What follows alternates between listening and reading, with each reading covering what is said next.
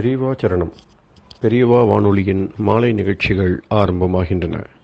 இன்றைய எமது நிகழ்ச்சிகள் நித்திய குரு பாதுகா பூஜா, ஸ்ரீ ரா கணபதி அவர்கள் எழுதிய புத்தகத்தின் ஒளிவடிவம், ஆன்மீக உரை, மகா பெரியவா மகிமை, உபன்யாசம். பெரியவா சரணம். பெரியவா சரணம். அடுத்த நிகழ்ச்சி நித்திய குரு பாதுகா பூஜை. शुक्लां भरदरं विष्णुं शशिवर्णं चतुर्भुजं प्रसन्नवदनं ध्यायेत् सर्वविघ्नोपशान्तये। ममोपात्त समस्त दुरितक्षयद्वारा श्री परमेश्वर प्रीत्यर्थं गुरुप्रसाद सिद्ध्यर्थं गुरुप्रीत्यर्थं गुरुपादपूजाम् अद्य करिष्ये। गुरुर्ब्रह्मा गुरुर्विष्णुर्गुरुर्देवो महेश्वरः गुरुः साक्षात् परब्रह्म तस्मै श्रीगुरवे नमः। अपारकरुणासिन्धुं ज्ञानदं शान्तरूपिणं श्रीचन्द्रशेखरगुरुं प्रणमामि मुदान्वहम्। सदाशिवसमारम्भां शङ्कराचार्यमध्यमाम् अस्मदाचार्यपर्यन्तां वन्दे गुरुपरम्पराम्. எல்லோரும் குருவை பெரிவாளை தியானம் பண்ணிண்டு அர்ச்சனை பண்ணுவோம். அஷ்டோத்திரம். பெரியவா அஷ்டோத்திரம் பல அஷ்டோத்திரங்கள் இருக்கு. அதுல எளிமையா சுலபமா எது இருக்கோ அதை நான் இப்ப சொல்றேன்.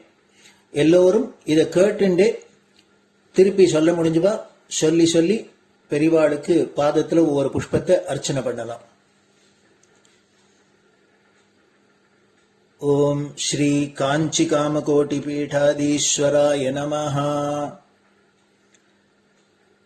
श्रीमत् चंद्रशेखरेन्द्र सरस्वती गुरुभ्यो नमः. संन्यासाश्रम शिखराय नमः. काषाय दंडधारिणे नमः. सर्वपीठापहारिणे नमः. स्वामिनाथ गुरवे नमः. करुणासागराय नमः. जगदाकर्षण शक्तिमते नमः. सर्वचराचर हृदयस्थाय नमः. ओम भक्त परिपालक श्रेष्ठाय नमः. धर्म परिपालकाय नमः. श्री जयेन्द्र सरस्वत्याचार्याय नमः. श्री विजयेन्द्र सरस्वती पूजिताय नमः. शिवशक्ति स्वरूपाय नमः. भक्ताभीष्ट प्रदायकाय नमः. ब्रह्मण्य पोषकाय नमः. ब्रह्म विष्णु शिवैक्य स्वरूपाय नमः. कांची क्षेत्रवासाय नमः. कैलाश शिखरवासाय नमः. स्वधर्म परिपोषकाय नमः. चातुर्वर्ण संरक्षकाय नमः. लोकरक्षण संकल्पाय नमः. ओम ब्रह्मनिष्ठापराय नमः. सर्वपापहराय नमः. धर्मरक्षक संतुष्टाय नमः. भक्तार्पितधन स्वीकर्त्रे नमः. सर्वोपनिषत् सारज्ञाय नमः. सर्वशास्त्रगम्याय नमः. सर्वलोक पितामहाय नमः. भक्ताभीष्ट प्रदायकाय नमः. ब्रह्मण्य पोषकाय नमः. नानाविध पुष्पार्चितपताय नमः. रुद्राक्ष क्रीडधारिणे नमः. भस्मोद्दोलित विग्रहाय नमः. सर्वज्ञाय नमः. सर्वचराचर व्यापकाय नमः. अनेक शिष्य परिपालकाय नमः. मनश्चाञ्चल्य निवर्तकाय नमः.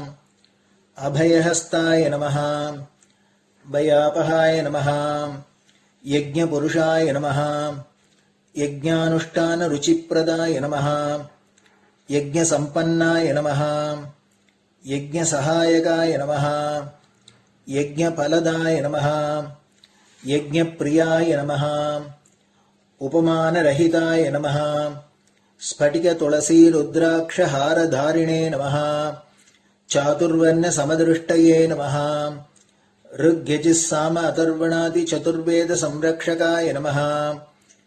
दक्षिणामूर्तिस्वरूपाय नमः जाग्रत् स्वप्न सुषुप्ति अवस्थातीताय नमः कोटिसूर्यतुल्यतेजोमय शरीराय नमः साधुसङ्गसंरक्षकाय नमः अश्वगज गोपूजा निर्वर्तकाय नमः गुरुपादुकपूजातुरन्तराय नमः कनकाभिषिक्ताय नमः स्वर्णबिल्वदलपूजिताय नमः सर्वजीवमोक्षदाय नमः मूकवाक्ताननिपुणाय नमः नेत्रदीक्षादानाय नमः द्वादशलिङ्गस्थापकाय नमः गानरसप्रियाय नमः ब्रह्मज्ञानोपदेशकाय नमः सकलकलासिद्धिताय नमः चातुर्वर्ण्यपूजिताय नमः अनेकभाषासम्भाषण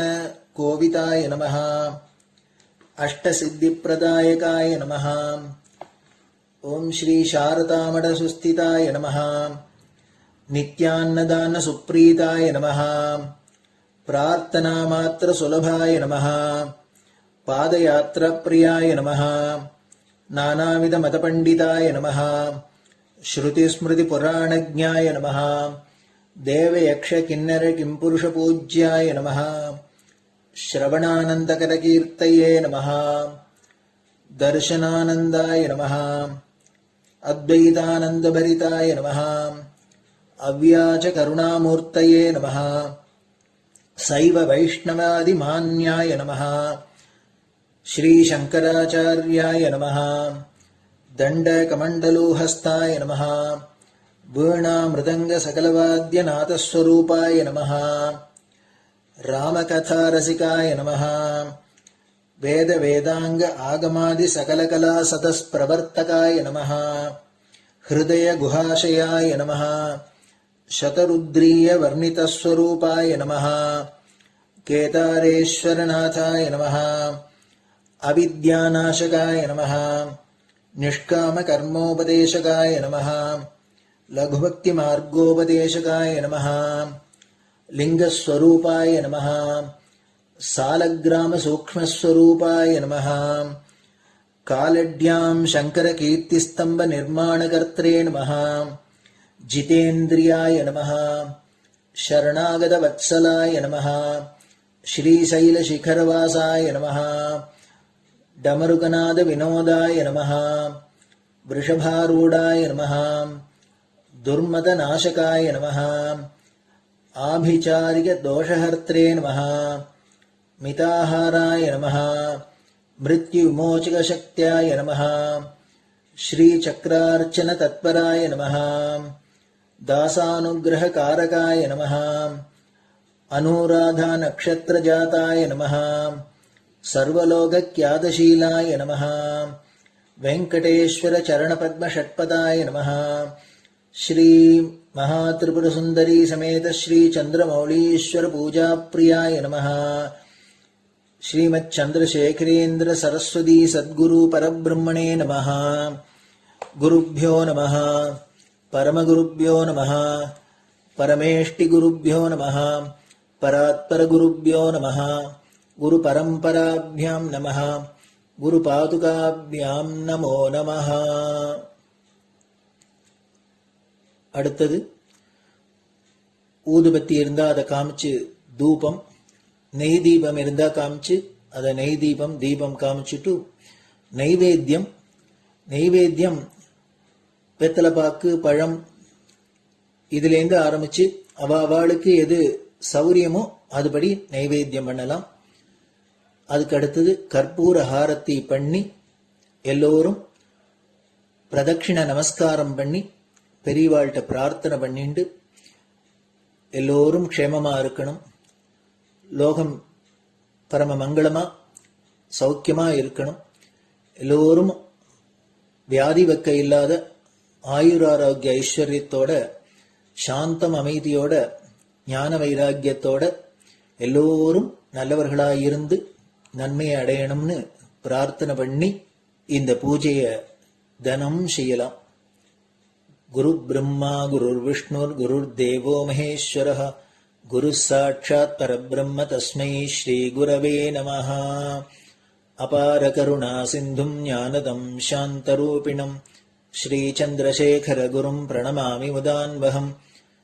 சதாசிவசமாரம்பாம் சங்கராச்சாரிய மத்யமாம் அஸ்மதாச்சாரிய பர்யந்தாம் வந்தே குரு பரம்பராம். குரு பாத பூஜை நிறைவடைஞ்சது. பெரியவா சரணம். பெரியவா சரணம். பெரியவா வானொலியில் நேயர்கள் அடுத்து கேட்க இருப்பது ஸ்ரீ ரா கணபதி அவர்கள் எழுதிய புத்தகத்தின் ஒளி வடிவம். அளிப்பவர் ஸ்ரீமதி உமா சங்கர் அவர்கள். தேனினும் இனிய சொல்லான் தீச்சுடர் மேனி கொண்டான் ஊனுயிர்க்குயிரதான ஒன்றினைக் கலந்து நின்றான் ஏனினிக் கவலை நெஞ்சே இன்றுனக் அருள் செய்தான் இஞ்ஞானவான் காமகோட்டி நாதனை நம்புவோமே. ஜே ஜே சங்கர ஹரஹர சங்கர.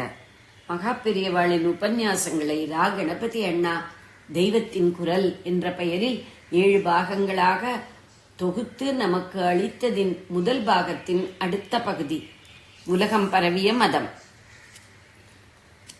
உலகம் பரவிய மதத்தின் 2ஆம் பகுதி.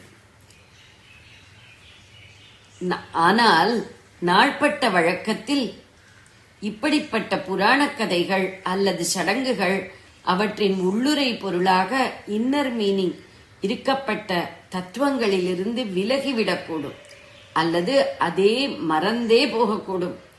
வெளிதேசங்களில் எத்தனையோ 1000 வருஷங்கள் மூலமான வேத மதத்தோடு சம்பந்தமே இல்லாமல் புதிய மதங்கள் வளர்ந்த போது இப்படித்தான் வைதீக தத்துவங்கள் உருமாறியிருக்கின்றன. நான் சொல்ல வந்த உதாரணத்துக்கு வருகிறேன். ஹீப்ரு மதங்களில் ஆதம் ஈவாள், ஆடம் அண்ட் ஈவ் கதை என்று கேட்டிருப்பீர்கள். அறிவு மரம், ட்ரீ ஆஃப் நாலேஜ் என்று ஒன்று இருந்தது. அதன் பழத்தை புசிக்க கூடாது என்பது ஈஸ்வராஜ்ஞை. ஆடம் அப்படியே சாப்பிடாமல் இருந்தான். ஆனால் ஈவ் அதை சாப்பிட்டாள். அதன் பிறகு வாழ்வோ தாழ்வோ அவளுக்கு என்ன சம்பவிக்கிறதோ அதுவே தனக்கும் சம்பவிக்கட்டும் என்று ஆடமும் அந்த பழத்தை சாப்பிட்டான் என்பது பைபிள் ஓல்டு டெஸ்டமெண்டின் முதல் கதை, ஜெனிசிஸ். நம் உபனிஷத் தத்துவங்களில் ஒன்றுதான் இப்படி கதாரூபமாகி இருக்கிறது. அப்படி ஆகும்போது காலம், தேசம் இவற்றின் மாறுபாட்டால் குளறுபடியும் உண்டாகி இருக்கிறது. மூல தத்துவமே மறைந்து போகிறார் போல.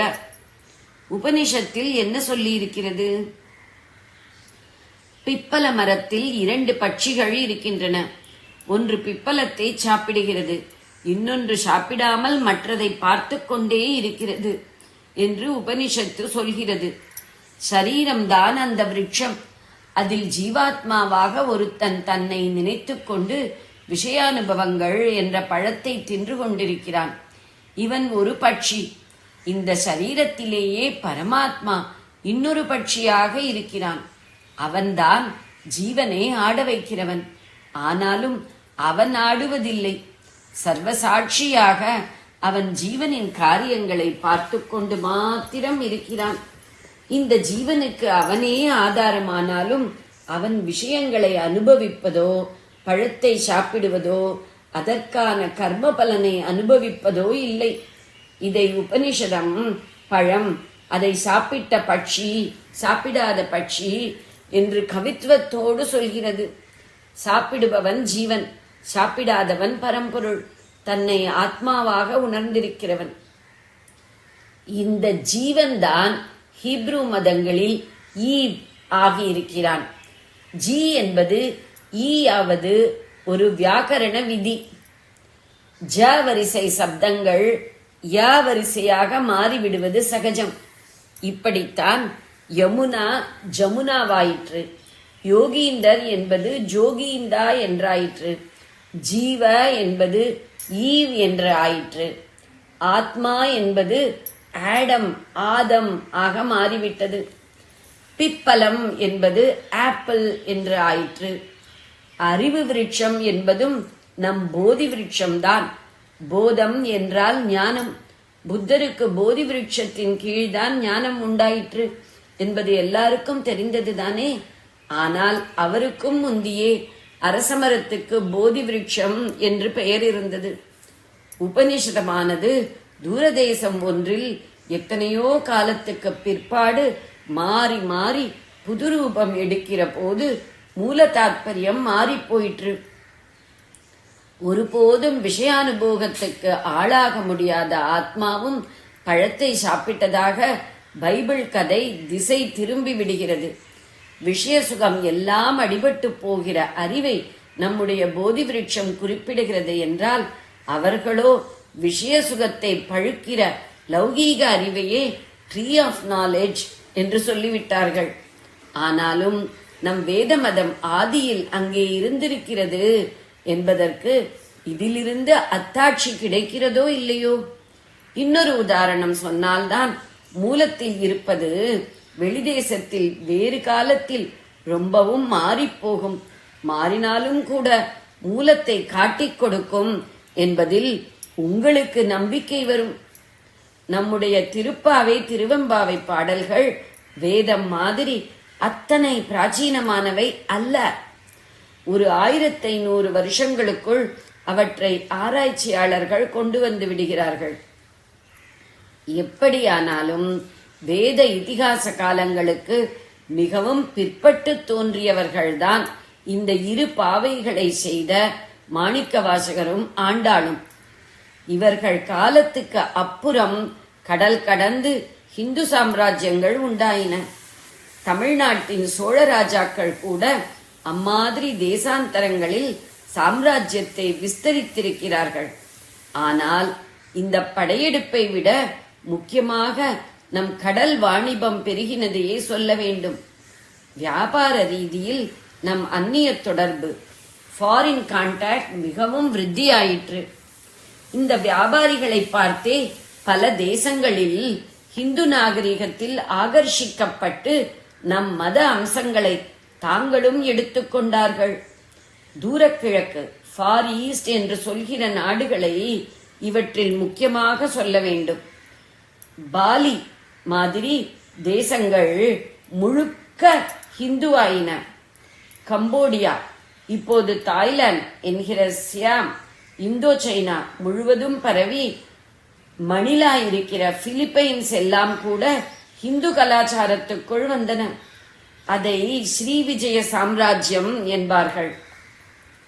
ஆக ரொம்பவும் ஆதியில் எங்கேயும் வேத மதமே இருந்தது ஒரு நிலை. அப்புறம் அங்கங்கே புது மதங்கள் ஏற்பட்டது ஒரு நிலை. பிறகு இந்த மதங்கள் எல்லாம் மங்கிப் போகிற மாதிரி கிறிஸ்தவம், இஸ்லாம், பௌத்தம் இவை மட்டுமே அங்கெல்லாம் பரவிய நிலை. இதற்கப்புறம் சரித்திரத்தில் நன்றாக உறுதிப்பட்டுவிட்ட காலத்தில் மறுபடி இப்போது நான் சொன்ன மாதிரி ஹிந்து நாகரிக செல்வாக்கானது பல தேசங்களில், குறிப்பாக கீழ்திசை நாடுகளில் ஜீவகலையுடன் ஏற்பட்டது ஒரு நிலை. இந்த கட்டத்தில்தான் அங்கோர் வாட், பேராபுதூர், பிரம்பானன் மாதிரி பெரிய பெரிய தமிழ்நாட்டு கோயில்கள் அங்கே எழும்பின. இந்த கட்டத்தில்தான் நம்முடைய திருப்பாவையும் திருவெம்பாவையும் கூட சயாமுக்கு, இப்போது தாய்லாந்து என்கிறார்கள், சென்றிருக்கின்றன. இதற்கு சான்றாக இப்போதும் அங்கே வருஷா வருஷம் இங்கே நாம் இந்த பாவைகளை பாராயணம் பண்ணுகிற அதே மார்கழி மாதத்தில் ஒரு பெரிய உற்சவம் நடக்கிறது. 2 பாவைகளும் சைவத்தையும் வைஷ்ணவத்தையும் சேர்த்து வைக்கிற மாதிரி இந்த உற்சவத்தில் பெருமானுக்குரிய டோலோற்சவத்தை ஊஞ்சலில் வைத்து ஆட்டுவதை சிவபெருமான் வேஷத்தை போட்டுக் கொள்கிற ஒருத்தனுக்கு சயாம் தேசத்தில் செய்கிறார்கள். சரி, அவர்களுக்கு பாவை நூல்களை பற்றி ஏதாவது தெரியுமா என்று கேட்டால் அடியோடு ஒன்றும் தெரியாது. அப்படியானால் இந்த உற்சவம் மார்கழியில் நடக்கிறது என்பது ஒன்றுக்காக அந்த பாவைகளோடு சேர்த்து பேசுவதற்கு ஆதாரம் இல்லை என்று தோன்றலாம். பின் நான் ஏன் இப்படி சொல்லுகிறேன் என்றால், அவர்கள் இந்த உற்சவத்துக்கு பெயரே ட்ரியம்பாவை ட்ரிபாவை என்கிறார்கள். இப்போது பைபிள் படிப்பவர்களுக்கு உபனிஷத்த சமாச்சாரமே தெரியாவிட்டாலும் அதிலிருந்து வந்த கதை மாத்திரம் அவர்களிடம் இருக்கிற மாதிரி தாய்லாந்துக்காரர்களுக்கு இப்போது திருப்பாவை திருவம்பாவை பாராயணம் அடியோடு விட்டு போய்விட்டது என்றாலும் அவர்கள் இதே தனுர்மாசத்தில் சிவவேஷம் போட்டுக்கொண்டவனுக்காக நடத்துகிற டோலோத்சவத்துக்கு திரியம்பாவை திரிபாவை என்ற பெயர் மட்டும் இருக்கிறது. சரித்திர காலத்துக்குள் இப்படிப்பட்ட மாறுபாடுகள் உண்டானால் 3000-4000 வருஷங்களுக்கு முற்பட்ட சமாச்சாரங்கள் வெளிநாடுகளில் எத்தனையோ திரிந்தும் மாறியும் தானே இருக்கும். இத்தனை மாறினாலும் எல்லாவற்றிலும் வேத சம்பிரதாயத்தின் அடையாளங்கள் இதோ இருக்கிறோம் என்று தலை நீட்டுகின்றன. சரித்திர காலத்துக்கு முற்பட்டவர்கள் என்று வைக்கப்பட்ட பழங்குடிகளின் மதங்களில் கூட நம் சமய சின்னங்கள் இருக்கின்றன என்றால் என்ன அர்த்தம்? அத்தனை காலத்துக்கு முந்தி நாகரீக வாழ்க்கையே உருவாகாத தூர தூர தேசங்களுக்கு இந்தியாவிலிருந்து படையெடுத்தோ வியாபாரத்துக்காகவோ போய் நம் நாகரீகத்தை பரப்பினார்கள் என்றால் அது பொருத்தமாகவே இல்லையே. அதனால்தான் இங்கிருந்து கொண்டு போய் அங்கே புகுத்தவில்லை. ஆதியில் லோகம் முழுக்கவே வேத மதம்தான் இருந்திருக்க வேண்டும் என்று எனக்கு தோன்றுகிறது. அப்புறம் அவை திரிந்து திரிந்து இப்போது அந்தந்த தேசத்து ஒரிஜினல் மதங்களாக நினைக்கப்படுபவையாக ஆகி பிற்பாடு அங்கும் சரித்திர காலத்துக்கு உட்பட்ட கிறிஸ்தவம், பௌத்தம், இஸ்லாம் ஆகியன பரவி இருக்க வேண்டும். ஜெய ஜெய சங்கர, ஹரஹர சங்கர. பெரியவா சரணம். இந்நிகழ்ச்சியின் அடுத்த பகுதி நாளை மாலை இதே நேரத்தில் ஒளிபரப்பாகும். பெரியவா சரணம். பெரியவா சரணம். பெரியவா வானொலியில் நேயர்கள் அடுத்து கேட்க இருப்பது திரு கவிக்கண்ணன் அவர்களின் ஆன்மீக உரை. பெரியவா சரணம். ராம் ராம். ஸ்ரீ குருப்யோ நமஹ. ஜெய ஜெய சங்கர, ஹர ஹர சங்கர. பெரியவா வானொலி நேயர்கள் அனைவருக்கும், மகா பெரியவாவுடைய பக்தர்கள் அனைவருக்கும் அடியேன் கவிக்கண்ணனின் அன்பு கலந்த நல்வாழ்த்துக்கள். அடுத்த பாடல் உல்லாச நிராகுல யோக இத சல்லாப வினோதனும் நீகலையோ எல்லாமர என்ன இழந்த நலம் சொல்லாய் முருகா சுரபூபதியே. சுரபூபதியே முருகா, முருகப்பெருமானே சுரபூபதியே. சுர அப்படின்னு சொல்லும் போது சுரபூபதியே. சுரன தேவர்கள் உலகம், பூன இந்த பூமி. இந்த ரெண்டுக்கும் விண்ணுலகத்துக்கும் மண்ணுலகத்துக்கும் ரெண்டுக்கும் பத்தியாகும், ரெண்டுக்கும் தலைவராக. தேவர்களுக்கும் சேனாபதி, இந்த பூமியில இருக்க அத்தனை மக்களுக்கும் பத்தியாக இருக்கான். அதனால அட்ரஸ் பண்ணும்போது சுர பூபதியே அப்படின்னு. அவன் என்ன கேட்கிறாருனாக்க, என்னென்னலாம் கொடுக்கிறார் அப்படின்னு சொல்லும் போது உல்லாச நிராகுல யோக இத சல்லாப வினோதனம் நீ அலையோ, இதெல்லாம் நீ தாங்கிற 6 விஷயங்களை சொல்ற. உல்லாச அப்படின்னா உல்லாசமா இன்பமோட சந்தோஷமா இருக்கு, துக்கமே இல்லாத பரம ஆனந்த மூர்த்தியா இருக்கு. அதை பார்த்தாலும் நம்ம மனசு சந்தோஷமா இருக்கும். நம்ம சில பேர் போய் பார்க்கிறோம், அவகிட்ட நம்ம போகும்போதே வாங்க வாங்க ரொம்ப அன்பா கூப்பிட்டு ரொம்ப விசாரிச்சு நம்முடைய சுக துக்கங்கள்லாம் கேட்டுண்டு நமக்கு இதமான 4 வார்த்தைகளை சொல்லி பண்றான். சில பேர் நம்ம போனோம்னா அவ சொன்னதையே சொல்லிட்டு இருப்பான். நம்ம பேச்சு ஒரு வார்த்தை கூட கேட்க மாட்டான். நம்ம ஏதாவது சொன்னா கூட அதை என்ன தட்டி நடுவில் கட் பண்ணி எங்காத்து கூட அப்படிதான் ஆச்சு அப்படின்னு ஆரம்பிப்பான். ஒரு 10 நாள் எனக்கு என்ன ஆச்சு தெரியுமோன்னு ஆரம்பிச்சு நீங்க சொல்ல வந்ததை மறந்து போயிடும்.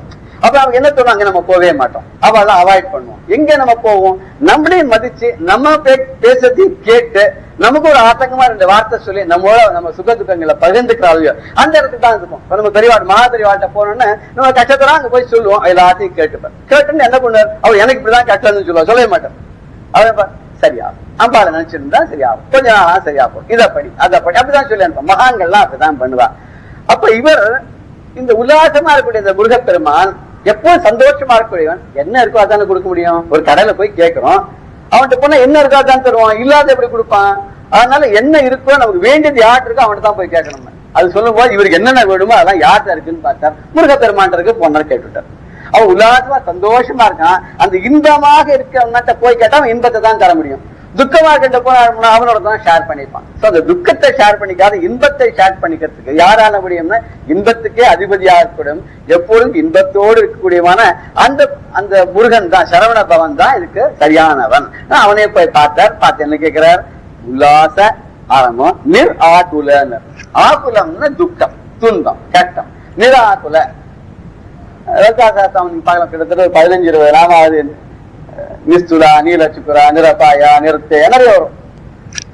எல்லாம் அதெல்லாம் இல்லாதவன், இது இல்லாது துக்கம் இல்லாத. இங்க ஆகுலம்னா துக்கம், நிர் ஆகுலம்னா துக்கம் இல்லாதவன். துக்கமே இல்லாதவன்ட்ட போனா நம்மளும் துக்கம் இல்லாத ஆயிடலாம். ஒரு ஸ்பட்டிகம் இருக்கு, அது அதுக்குன்னு நிறையவே கிடையாது. அப்ப நாமளும் ஸ்பட்டிகமா ஆகி எங்க போய் சேரணும்? சகவாசம். எங்க சேரக்கூடாது அங்க சேரக்கூடாது. கூடாதார் நட்புன்னு சொல்ல முடியாது. கூடாதார் நட்புல போய் சேர்ந்தோம் நம்ம கடைசியில எலி தவளை ட்ரீட்டி போட்ட மாதிரி 2 அழிஞ்சு போடணும். கதை கூட நம்ம கேட்டுப்போம், பஞ்சதந்திரத்தை கேட்டுப்போம். ஒரு எலியும் தவளையும் ரொம்ப ஃப்ரெண்டான் தான். இது என்ன சொல்லிட்டான்? நம்ம 2 பேரும் என்னன்னைக்கும் ஃப்ரெண்ட்ஷிப் இருக்கணும்னு சொல்லி ஒரு கயிறை போட்டு 2 காலில் கட்டிட்டு தான்.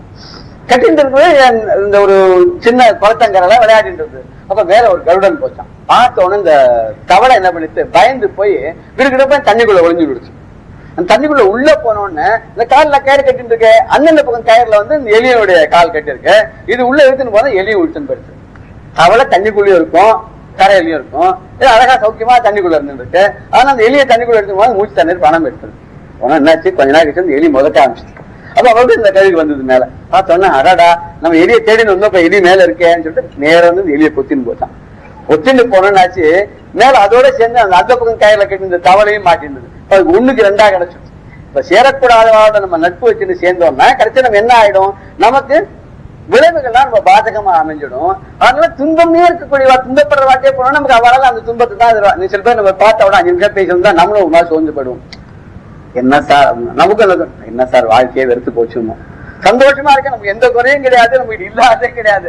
ஆனா அவனோட 10 நிமிஷம் பேசிட்டு வந்து அந்த வைப்ரேஷன்ல பார்த்து வீட்டுக்கு வந்தோடனே நம்ம நொடிச்சுக்கணும், இன்னும் எல்லாத்தையும் இழந்துட்ட மாதிரி எல்லாம் என்ன இழந்த நலம் சொல்லுவாருன்னு சொல்ல போறாரு பின்னாடி. இது வேற.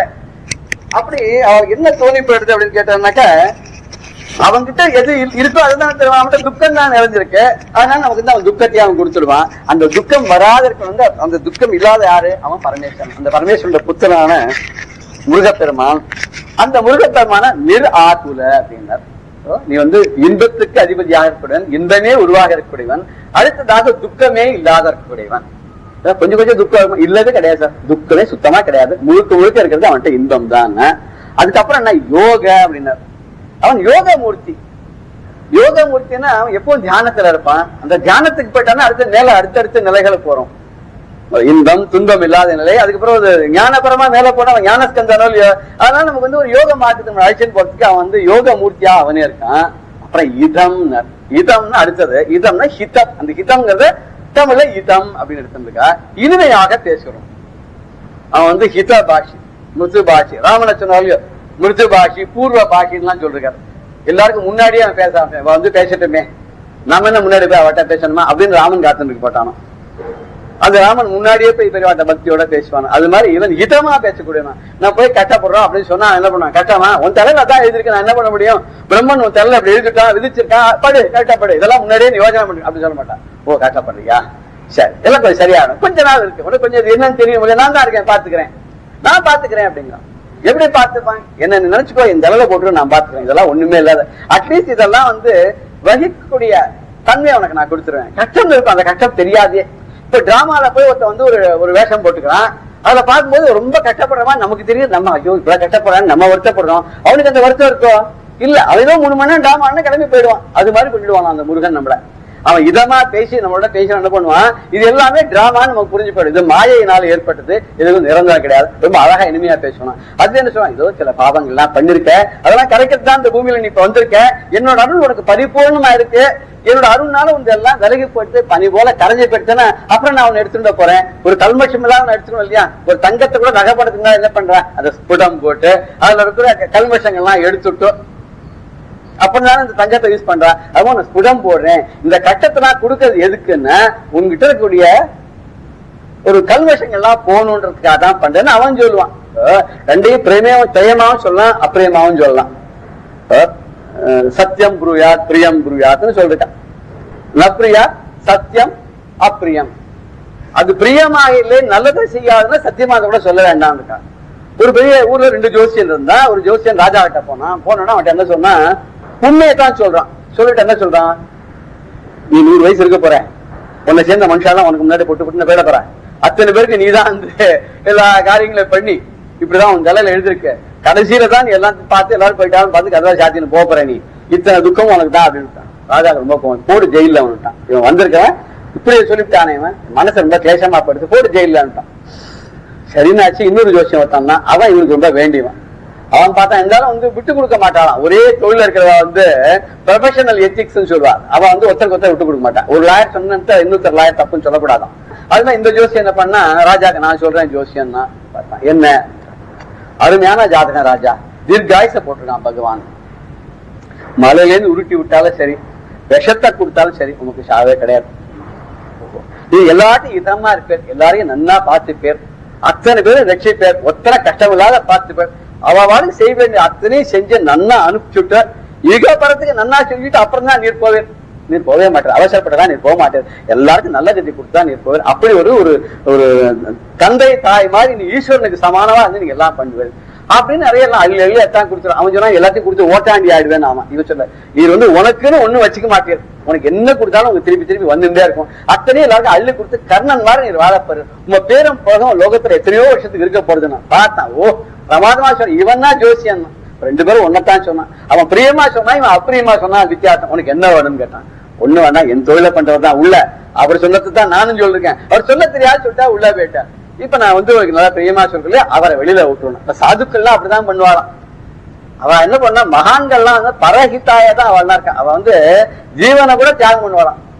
தன்னுடைய ஜீவனை கூட மற்றவர்களுக்கு இதற்காக தன்னுடைய லைஃபை கூட கொடுத்துருவாங்க. அப்படி இந்த ஜோசியர் அவரை போய் காப்பாத்தினார்னா பரஹிதத்துக்காக பண்ணார், சுவார்த்தமே அங்க இல்ல அப்படின்னா. அது மாதிரி இனிமையாக பேசுவான். ஒரு பக்தன் போய் தன்னுடைய கட்டங்கள்லாம் சொன்னா கூட அவன் ரொம்ப இனிமையாக பேசுவானா. அது மட்டும் அவன் சல்லாபனம், சல்லாபம்னா சம்லாபம்னு சம்பாஷிக்கிறதுன்னு ஒரு சம்ஸ்கிருத சொல்லுவா. 2 பேரும் இனிமையா பேசிக்கிறலையோ. இவன் சல்லாபம்னு அங்க வள்ளி தேவியான சல்லாபமா இருக்காங்க, பேசிட்டு இருக்கான் இனிமையா, ஒரு மனசை விட்டு ஒரு சந்தோஷமா பேசிட்டு இருக்காங்க. அப்படி சந்தோஷமா இருக்கிறதுனால யார் போய் கேட்டாலும் என்ன கேட்டாலும் கொடுத்துருவாரே. அப்படிப்பட்டவன் அவன் என்ன பண்ணுவான் அப்படின்னு கேட்டாக்க, நமக்கு அந்த மகிழ்ச்சியை பங்கு போட்டுப்பான். அவன் 2 பேரோட டெல்லி தேவியானோட சந்தோஷமா இருக்குச்சு. பக்தன் போனா பக்தன் பக்தன் தான் அங்க உள்ள போக முடியும், வேற எல்லாரும் போயிட முடியாது. அந்த பக்தன் நேர போயிடுவான். எங்க வந்த இப்போ நேரம் பாத்தியாலாம் கேட்க மாட்டான், நம்ம எல்லாம் கேட்டுருவோம். என்ன கேட்கல, வா வா வா நீ எப்ப வரப்போறேன் நான் காத்துட்டு இருந்தேன், இதமா பேசி உனக்கு என்ன வேணும், இதுதானே போயிட்டு அனுப்பிச்சாச்சு, உனக்கு நேற்றுக்கே அனுப்பிச்சாச்சு. நம்ம போய் கேட்கலாம், இல்ல சார் செக்கே வரலையேன்னு போய் கேட்கலாம். அடடா இதுக்காக போன் பண்ணி கேட்டுக்கலாம், நேற்றுக்கே அனுப்பிச்சாச்சு செக், வீட்டுக்கு மாமா வந்திருக்குமேங்கிறான். அது மாதிரி இவன் இதமா என்ன சொல்றான், நேற்றுக்கே அனுப்பிச்சாச்சு அவனுக்கு எல்லாம் போயிட்டு அவன் கஷ்டமா தீர்ந்து போயிடுத்து, இப்ப இனிமே மகிழ்ச்சி தான் சந்தோஷம் தான் அங்க இருக்கு பார் அப்படின்னு சொல்லிட்டு அந்த சல்லாபமான அந்த மகிழ்ச்சியையும் இவனோட சம்பாஷிச்சு கலந்துக்கிறாராம். இப்படிப்பட்டவன் அவன் வினோதமானவன். வினோதமானவன் திருவிளையாடல்கள் எல்லாம் பண்றவன். முருகன் எத்தனையோ திருவிளையாடல் பண்ண நம்ம நிறைய பார்த்திருக்கோம். சுட்ட பழம் வேணுமா சுடாத பழம் வேணுமான்னு போய் அவையார கேட்டோம். மரத்து மேல உட்காந்து இருந்தான், நாவல் மரத்து மேல. அவையாருக்கவே இப்படி போயிட்டே இருந்தா.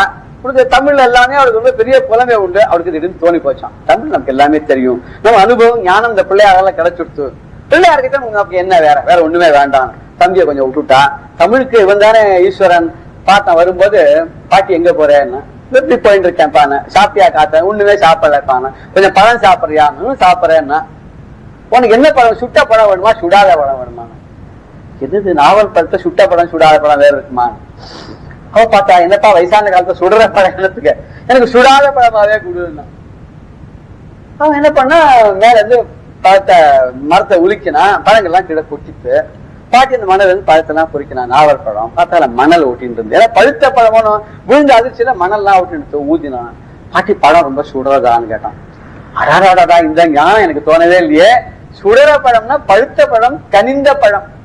கனிந்தான நெருப்பு கனல் கனிந்திருக்கு இல்லையா, அது மாதிரி பழமும் கனிந்திருக்கு. அந்த கனிந்தாங்க யூஸ் பண்றா. கனிந்தான்னு அர்த்தம் பக்குவமான பதமான நெகிழ்ந்தான்னு அர்த்தம். அப்படி நெகிழ்ந்த பழத்துல இந்த மணல்லாம் ஒட்டிடுச்சு. பாட்டி சுடுறதா ஊதி சாப்பிடுங்க. ஓ சுட்ட பழம்னா என்னுடைய இந்த ஞானம் இல்லாத போச்சே, எனக்கு இந்த அறிவுக்கு தெரியாத போச்சே, யாரப்பா நீ சின்ன ஒரு பையனா வந்திருக்க, மாட்டடையன்மா இருக்கேன்னா உடனே தன்னோட ரூபத்தை காமிச்சு உன்னோட விளையாட்டு, உன்னோட தமிழோட விளையாட்டு தான் பாட்டி வந்தேன், நான் வந்து முருகப்பெருமான் தான் தெரிஞ்சுதான். இப்ப தமிழுக்கே தமிழ் செய்யும் பெருமான் இல்லையா அவன். அவன் அப்படி பண்ணா அவன் எல்லாருக்கும் மகிழ்ச்சியை தரக்கூடிய அந்த வினோதன் திருவிளையாடுகள் நிறைய புரிந்தவன்.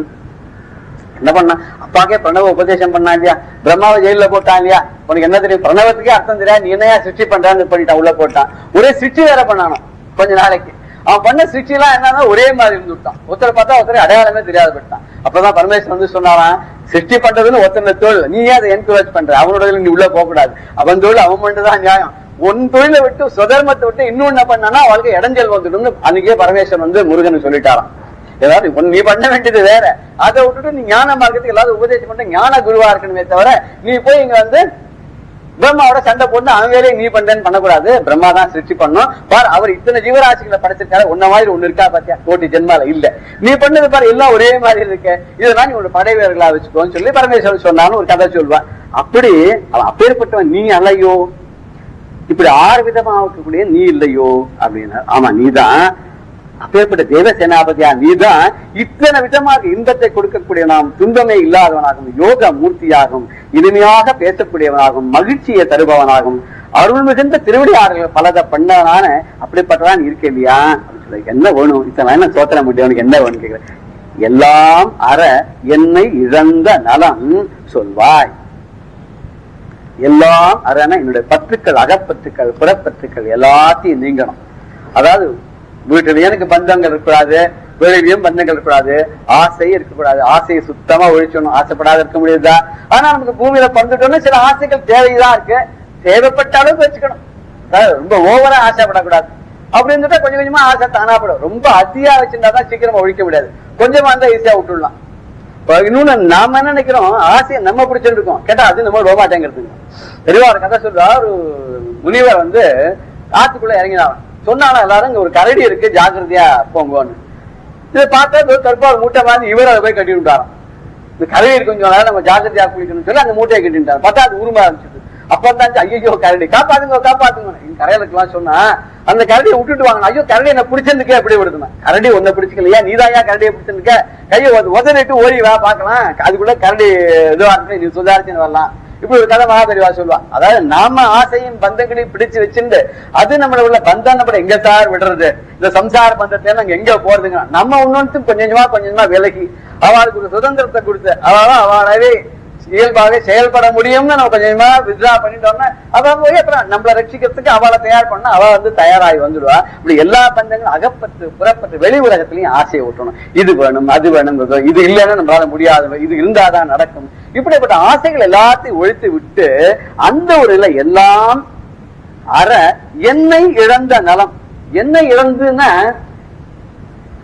யான்ங்கக்கூடிய அகங்காரமானது போயிடணும். அந்த அகங்காரம் மமக்காரம் ரெண்டு சொல்லுவேன். நான்கிற எண்ணமும் என்னோடதுங்கிற எண்ணம் இருக்கும், அது இந்த பந்தத்தை மாட்டேன். நான்கும் போது எனக்கு வேணும் எனக்கு வேணும்னு தோணுது. எனக்கு வேணும்னு சொல்லி எல்லாம் அடையத்துக்கு எத்தனை விதமான மார்க்கங்கள் துன்மார்க்கங்களை நம்ம கடைபிடிக்கிறோம். அப்ப எல்லாம் வந்தாலும் என்னோட பிடிச்சுன்னு விட மாட்டேங்க. ஈஸ்வரோடாயினும் ஆசை அருமின்கள் சொன்னார் திருமூலர் திருமந்தத்துல. ஏன்னா ஆசை படப்பட துன்பம் தான் வந்துட்டு இருக்கு. ஆசை விட்டுட்டோம்னு வச்சுக்கோங்க, உங்களை பற்றே இல்ல, இது வேண்டாம் சொல்லிட்டுன்னு வச்சுங்க, நமக்கு துன்பமே இல்லை. இது இல்லாத இருக்க முடியாதா, முடியுமேங்கும் போது நமக்கு பிரச்சனையே வராது. இது வேணும்னு நினைக்கும் போது ஒரு ஆசையை வளர்த்துக்கும் போது என்ன ஆகுது, எப்படியாவது அடைஞ்சே தீரணும். அது ஆசை பேராசையா மாதிரி அது கிடைக்கிறதுக்காக என்னென்ன வழிகளை பின்பற்றி கிடைக்கிற கோபம் வந்து அவ மேல ஒரு குரோதம் வந்து அது மேல வந்து நம்ம என்ன பண்றோம், விருண்டிக்கு மேல வந்து எதிர்மறையான செயல்கள்லாம் ஈடுபட்டு நாம அழிஞ்சு அவாலை அழிச்சு எத்தனையோ போறேன். அதெல்லாம் இல்லாத ஒரு நல்ல நிலை, யோக நிலையை நான் எப்பொழுது அடைவேன், என்னை இழந்த நலம் சொல்வாய், எனக்கப்பட்ட நல்ல நிலையை நீ சொல்வாய் அப்படின்னு சொல்லும் போது. பெரியவா சரணம். இந்நிகழ்ச்சியின் அடுத்த பகுதி நாளை மாலை இதே நேரத்தில் ஒளிபரப்பாகும். பெரியவா சரணம். பெரியவா சரணம். அடுத்த நிகழ்ச்சி மகா பெரியவா மகிமை உபன்யாசம். வழங்குபவர் பிரம்மஸ்ரீ கணேச சர்மா அவர்கள். அபார கருணா சிந்தும் ஞானதம் சாந்தரூபிணம் ஸ்ரீ சந்திரசேகரகுரும் பிரணமாமி உதான்வகம். காஞ்சி மகாபெரிவாளை பல பேர் பலவிதமாக அனுபவிச்சுருக்கா. அதில் போர்கினிங்கிற ஒரு பக்தர் எப்படி ஜோதி ஸ்வரூபமாக பெரிவாளை உபாசிக்கிற தன்னோட அனுபவத்தை நம்மளோட பகிர்ந்துட்டார் அப்படிங்கிறத பார்த்தோம். அதே மாதிரி இன்னொரு அடியாருக்கும் எப்படி திடீர்னு வந்து பார்த்தவருக்கு ஜோதி ஸ்வரூபமா தெரிஞ்சா அப்படின்லாம் பார்க்குறோம். இது மாதிரி பல பேருக்கு பல நிகழ்ச்சிகள் நடந்திருக்கு. அவளுக்கு எப்படி கீழே விழுந்தவாளுக்கு காலே ரொம்ப ஃப்ராக்சர் ஆயிருக்கு, என்னமோ ஆயிருக்கு, ஸ்மேஷ் ஆயிருக்கு அப்படின்னு நினைச்சவாளுக்கு ஒன்றும் இல்லாத ராத்திரி படுத்துட்டு கார்த்தால எழுந்துன்னு சர்வசகஜமா எழுந்துன்னு நடமாடுறாப்புல இருந்து அப்படிங்கிறதுலாம் பார்க்குறோம். இதை போல பல பேருக்கு பலவித அனுபவங்கள், அதில் பல வித்தியாசங்களும் இருக்கும். அவளுக்கு ஏத்தாப்புல அந்த அனுகிரகமும் இருக்கும். சாம்பமூர்த்தி சிவாச்சாரியர் அப்படின்னு ஒரு பெரிய சிவாகம திலகம். அவர் சென்னையில் காளிகாம்பாள் கோவில் அப்படிங்கிற இடத்துல பெரிய பிரதான அர்ச்சகராக இருக்கிறவர். அவருக்கு பெரியவாழ்கிட்ட ஏற்பட்ட அனுபவங்கள்லாம் ரொம்ப சிறப்பானது. அவர் ரொம்ப அழகா பெரியவாளை பற்றி சொல்றது, இதோ தெய்வம் இதே தெய்வம் அப்படிம்பார். இதோ இங்கேதான் தெய்வம் இருக்கு, இதான் தெய்வம் அப்படின்னு சொல்லுவார். இதோ தெய்வம் இதே தெய்வம் அப்படின்னே சொல்லுவார். அந்த காளிகாம்பா கோவிலுக்கு வந்திருக்கிறதே பெரியவா அவருக்கு பல விதங்களில் உபதேசம்லாம் பண்ணியிருக்கா. உங்க அப்பா ரொம்ப ஸ்ரத்தையா பூஜை பண்ணியிருந்தார். இந்த கோவிலில் இருக்கிற யந்திரம் ரொம்ப விசேஷம், அதனாலே அம்பாளும் ரொம்ப விசேஷமா இருக்கா. ரொம்ப வசந்த இடம் உனக்கு கிடைச்சிருக்கு, கட்டியா பிடிச்சிக்கோ, விடாத பிடிச்சிக்கோ அப்படின்னு சாம்பமூர்த்தி சிவாச்சாரியாருக்கு பெரியவா உபதேசம் பண்ணினா. அந்த காளிகாம்பாளுக்கு தங்கத்தினால தும்பப்பூ மாலை பெரியவா காணிக்கையெல்லாம் கொடுத்துருக்கா. இதெல்லாம் ரொம்ப அவர் சந்தோஷமா நினைவு கூறுவர். அது மாதிரி இவருக்கு என்னன்னா, சில வெளிநாட்டுக்கெல்லாம் போக வேண்டிய ஒரு நிர்பந்தம் ஏற்பட்டது. அங்கங்க வெளிநாட்டுல அமெரிக்காலாம் கோவில்லாம் கட்டி இந்த பக்தி பரவ ஆரம்பிச்சோன்னு அங்க போய் கும்பாபிஷேகம் பண்றது, அங்க உண்டான அந்த ஆகம காரியங்கள்லாம் பண்றதுக்கு இது மாதிரி சிவாச்சாரியெல்லாம் வேண்டிருக்குமே, வைதிகள்லாம் வேண்டிருக்குமே, அதுக்காக இங்கேருந்து ஆஃபர்லாம் வந்தது. இவருக்கு ஒரு குழப்பம். பெரியவாள்கிட்ட வந்து கேட்டு, ஏன்னா பெரியவா அப்படிலாம் சமுத்திரம் தாண்டி போறத விரும்ப மாட்டாளே அப்படின்னு. பெரியவா உடனே வேண்டாமே, நீ போய் பண்ணுவானே, வேற யாரான அந்த கும்பாபிஷேகத்தை பண்ணட்டுமே அப்படின்னு. ஆனா இப்படி பல நாட்கள் இருந்தா கூட அதுக்கப்புறம் கடைசியில என்ன ஆயிடுத்து, இந்த பக்தர்களோட ஒரு நிர்பந்தம் இவருக்கு போக முடியுமா ஆச்சு. பெரியவா வேண்டான்னு சொல்லியிருக்கா, இருந்தாலும் நம்ம பேருக்குமே அப்படின்னு ஒரு மனசுக்குள்ள ஒரு தாபமும் இருந்தது. அதுக்கப்புறம் ஒரு தடவை வரத்தே பெரியவா சொன்னா, நீனாவே ஆசைப்பட்டு போகல, யாரோ ஆசைப்பட்டா அந்த ஆசையை பூர்த்தி பண்ணிக்கிறதுக்காக போனேன். அதனால நீ ஆசைப்பட்டு ஒண்ணு பண்ணாதனால அது தோஷம் இல்லைன்னு வச்சுக்கலாம். அங்க போனாலும் ஏதோ நல்ல காரியம் தான் பண்ணிட்டு வந்திருக்க அப்படின்னு அதுக்கு பெரியவாளே இவரோட மனசுக்கு சரி இவர் குற்ற உணர்வோட ஃபீல் பண்றானே, அதுக்கு ஒரு சாந்தி அடையட்டும் அப்படின்னு பெரியவா சொல்லியிருந்தா. அப்படி இருந்த அந்த சிவாச்சாரியருக்கு, சாம்பமூர்த்தி சிவாச்சாரியருக்கு ஒரு தரம் ஏர்போர்ட்லேருந்து வரத்தே ஏர்போர்ட்டுக்கு பக்கத்தில் பெரிய ஆக்சிடென்ட் ஒன்று ஆயிடுது. இந்த ஆக்சிடென்ட் ஆனா இவர் ஆஸ்பத்திரியில இருக்கார். ரொம்ப சீரியஸா அடிபட்டு ரொம்ப கஷ்ட நிலைமையில ஆஸ்பத்திரியில இருந்து. அந்த சமயத்துல பெரியவா என்ன பண்ணா, இந்த விஷயத்தை தெரிஞ்சுட்டு தன்னோட அடியார்கள்ட்ட பிரசாதம் கொடுத்தனுச்சா. இந்த சிவாச்சாரியருக்கு, சாம்பமூர்த்தி சிவாச்சாரியர் ரொம்ப மனசு நெகிழ்ந்து போச்சு, சந்தோஷமா இருந்தது. எப்போ பெரியவா பிரசாதம் கொடுத்து அனுப்பிச்சிட்டாலும் நமக்கு எல்லாம் சரியாயிடும் அப்படின்னு. அதே போலயே கொஞ்ச நாள்ல அவருக்கு உடம்பு குணமாச்சு, ஆஸ்பத்திரியில டிஸ்சார்ஜ் ஆனார், வீட்டுக்கு வந்தாச்சு. வீட்டுக்கு வந்தோன்னா முதல்ல பெரியவாளை போய் தரிசனம் பண்ணணும் அப்படின்ட்டு போய் பெரியவாளை தரிசனம் பண்ணி வந்தனம் பண்ணார். வந்தனம் பண்ணினோன்னு பெரியவா முதல்ல கேட்ட கேள்வி என்ன தெரியுமோ, அதுதான் ஆச்சரியம். அதுதான் பெரியவா விட்டு கேட்கிறா, இப்படி ஒரு பெரிய விபத்து ஏற்பட்டு வந்திருக்காரு, உனக்கு எங்க அடிபட்டுது அங்க அடிபட்டுது, ஏதானே இப்ப சௌரியமா இருக்கே அப்படிலாம் கேட்கக்கூடாதோ? அதெல்லாம் ஒண்ணுமே கேட்கல. பெரியவா என்ன பண்ணா, சரி இப்போ முத்திரையெல்லாம் ஒழுங்கா போட வருதா, சிரமம் இல்லாத முத்திரையெல்லாம் போட வருதா அப்படின்னு. அது ஆகம சாஸ்திரப்படி பார்த்தோம்னா நம்ம யந்திரம், தந்திரம், மந்திரம் அப்படின்லாம் இருக்கு இல்லையா. அந்த தந்திரங்கள்ல, பூஜா தந்திரங்கள்ல இப்படி முத்திரை காமிக்கிறது, இந்த மாதிரி இந்த விஷயங்களுக்கு, இந்த உபச்சாரங்களுக்கு இந்த முத்திரை அப்படிலாம் இருக்கும் இல்லையோ. இது சிவாச்சாரியாலா இருக்கிறவா அதுல எல்லாத்துக்கும் அந்த ஆகம விதிப்படி எல்லாம் பூஜையெல்லாம் பண்ணணும், கும்பாபிஷேகம்னு எல்லாம் பண்ணா அந்த முத்திரையெல்லாம் பண்ணி ஆகணுமே. இதை கேட்கிறா முதல்ல, உனக்கு முத்திரையெல்லாம் சிரமம் இல்லாத போட வருதா? இதை நினைச்சு அவர் நெகிழறார். நான் இப்படி அடிபட்டு வந்திருக்கேன், உனக்கு என்னாச்சு, உடம்பு இப்போ வெளியெல்லாம் இல்லாத இருக்கியா, சௌக்கியமாச்சா, சொஸ்தமாச்சா, அதை கேட்கல. உடனே பெரியவா என்ன கேட்குறேன்னு, உனக்கு கையெல்லாம் சரியா இருக்கும் இல்லையோ, முத்திரையெல்லாம் ஒழுங்கா போட வருதோ இல்லையோ அப்படின்னா என்ன அர்த்தம் அப்படின்னு. பெரியவாளுக்கு உயிர் மூச்சா இருக்கிறது அந்த வேத ஆகம சாஸ்திரம் இதுதான் அப்படிங்கிறது நமக்கு தெரியறது. நாம் அப்போ இந்த சரீரம் இருக்கிறதே, இந்த மனுஷ பிறவி எடுத்ததே இந்த மாதிரி சத்காரியங்கள் பண்றதுக்கு, இந்த ஈஸ்வர ஆராதனத்துக்கு தான் அப்படின்னு நமக்கு சொல்றாப்புல இருந்தது பெரியவா. இதை நினைச்சுன்னு தான் அவர் உருகிறார். பெரியவா அப்படின்னா அவளோட அந்த மனோபாவம் புரியறது. அவளுக்கு எது திருப்தி, எதை பண்ணினா நாம் அவளை திருப்திப்படுத்தலாம், எது அவளுக்கு சந்தோஷம் கொடுக்கும் அப்படின்னு இந்த ஒரு மாதிரி ஒரு நிகழ்ச்சிகள்லேருந்துலாம் நமக்கு தெரியறது. உனக்கு முதிரையெல்லாம் சிரமம் இல்லாத போடவர்தான்னு கேட்டது அப்படின்னு சொல்லி அவர் உருகுவர். இப்படி ஒவ்வொருத்தருக்கும் ஒவ்வொரு விதமா இந்த பெரியவாளோட அனுகிரகத்தை நமக்கு எடுத்து காமிக்கிறார். எப்படியெல்லாம் நாம இதெல்லாம் நினைச்சுக்கலாம், பாவிச்சுக்கலாம் அப்படிங்கிறாப்புல. மாப்போ சிவஞானம் அப்படின்னு ஒரு பெரிய புலவர், தமிழ் பண்டிதர், அவர் பெரியவாளை பத்தி வர்ணிக்கிறதே ரொம்ப அழகா வர்ணிக்கிறார். அவர் என்ன சொல்றார், ஆதிசங்கர பகவத் பாதாள் காலத்துல இல்லையேன்னு எனக்கு ஒரு குறை இருந்தது, இருக்கும் எப்பொழுதுமே. ஏன்னா ஆச்சாரியோட பிரபாவத்தை கேட்டு அவரோட சித்தாந்தத்தெல்லாம் பார்த்து அவரோட கிரந்தங்கள்லாம் பார்த்தா ரொம்ப குறையா இருக்கும். இப்பேற்பட்ட ஒரு பெரிய மகான் இருந்திருக்கார், ஒரு மேதாவி இருந்திருக்கார், அவர் காலத்துல நாம இல்லையேன்னு ஒரு குறை இருக்கும். ஆனா அந்த குறை எப்ப தீர்ந்ததுன்னு, பெரியவா காலத்துல நாம இருந்தோம், பெரியவாளோட நாமளும் இருக்கோம், பெரியவாளோட பழகினோம் அப்படிங்கிறதுக்கு அப்புறம் இந்த ஆதிசங்கரோட இல்லையேங்கிற குறை தீர்ந்தது. ஏன்னா அந்த சங்கரோட அதே பீடத்துல அவரோட வாரிசா இருக்கிற பெரியவாளோட இருந்தது, அந்த குறைய போக்கி எடுத்து அப்படின்னு மாப்போசி சொல்ற. அதே மாதிரி பல சந்தர்ப்பங்கள்ல பெரியவாள்கிட்ட பேசுற பாக்கியம் கிடைச்சிருக்கு. அவர் இன்னொன்னு குறிப்பா சொல்றது என்ன தெரியுமோ, தெய்வத்தின் குரலை பத்தி. பெரியவாளோட வாக்கு, அந்த உபன்யாசங்கள் தெய்வத்தின் குரல் நானும் திரும்பி திரும்பி பல முறை படிச்சிருக்கேன், படிக்க படிக்க அப்படியே அபூர்வமா இருக்கு அப்படின்னு மாப்போசி சொல்றவர். இன்னொன்னு சொல்வர், அன்னன்னைக்கு பேப்பர்ல நியூஸ் எல்லாம் பார்க்கறதே உலகத்துல எங்கெல்லாமோ என்னெல்லாமோ ஒரே அமளிதமளிகள்லாம் நடந்துட்டு, எத்தனையோ அலங்கோலங்கள்லாம் நடக்குது, எத்தனையோ நிகழ்ச்சிகள், விரும்பத்தகாத நிகழ்ச்சிகள்லாம் நடக்கிறது. இப்படி வெளி உலகத்துல எங்கெல்லாமோ நடக்கிறதும் நம்ம பாரத தேசத்துக்கும் பக்திக்கும் ஸ்ரத்தைக்கும் பேர் போன கர்மானுஷ்டானங்களும் பேர் போன இந்த பாரத தேசங்களையும் இப்படிலாம் நடக்கிறது. இந்த ஜனசமூகத்திலையும் இது மாதிரிலாம் சீரழிஞ்சு போறது, கெட்டு போறாப்புல இருக்கே அப்படின்னு நினைக்கிறது எல்லாம் ரொம்ப மனசு வருத்தமா இருக்கும். அப்ப பெரியவாளை தான் நினைச்சுப்பேன்.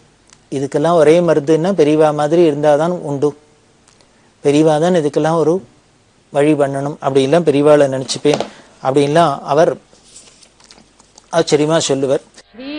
இன்னொரு பக்தர்ல ரொம்ப பெரியவாள்கிட்ட ரொம்ப அபிமானம் வச்சிருந்த திருமுருக கிருபானந்த வாரியார். அந்த கிருபானந்த வாரியார் பெரியவாளை வர்ணிக்கிறதே விவரிக்கிறதே ரொம்ப அழகாக வர்ணிப்பார்.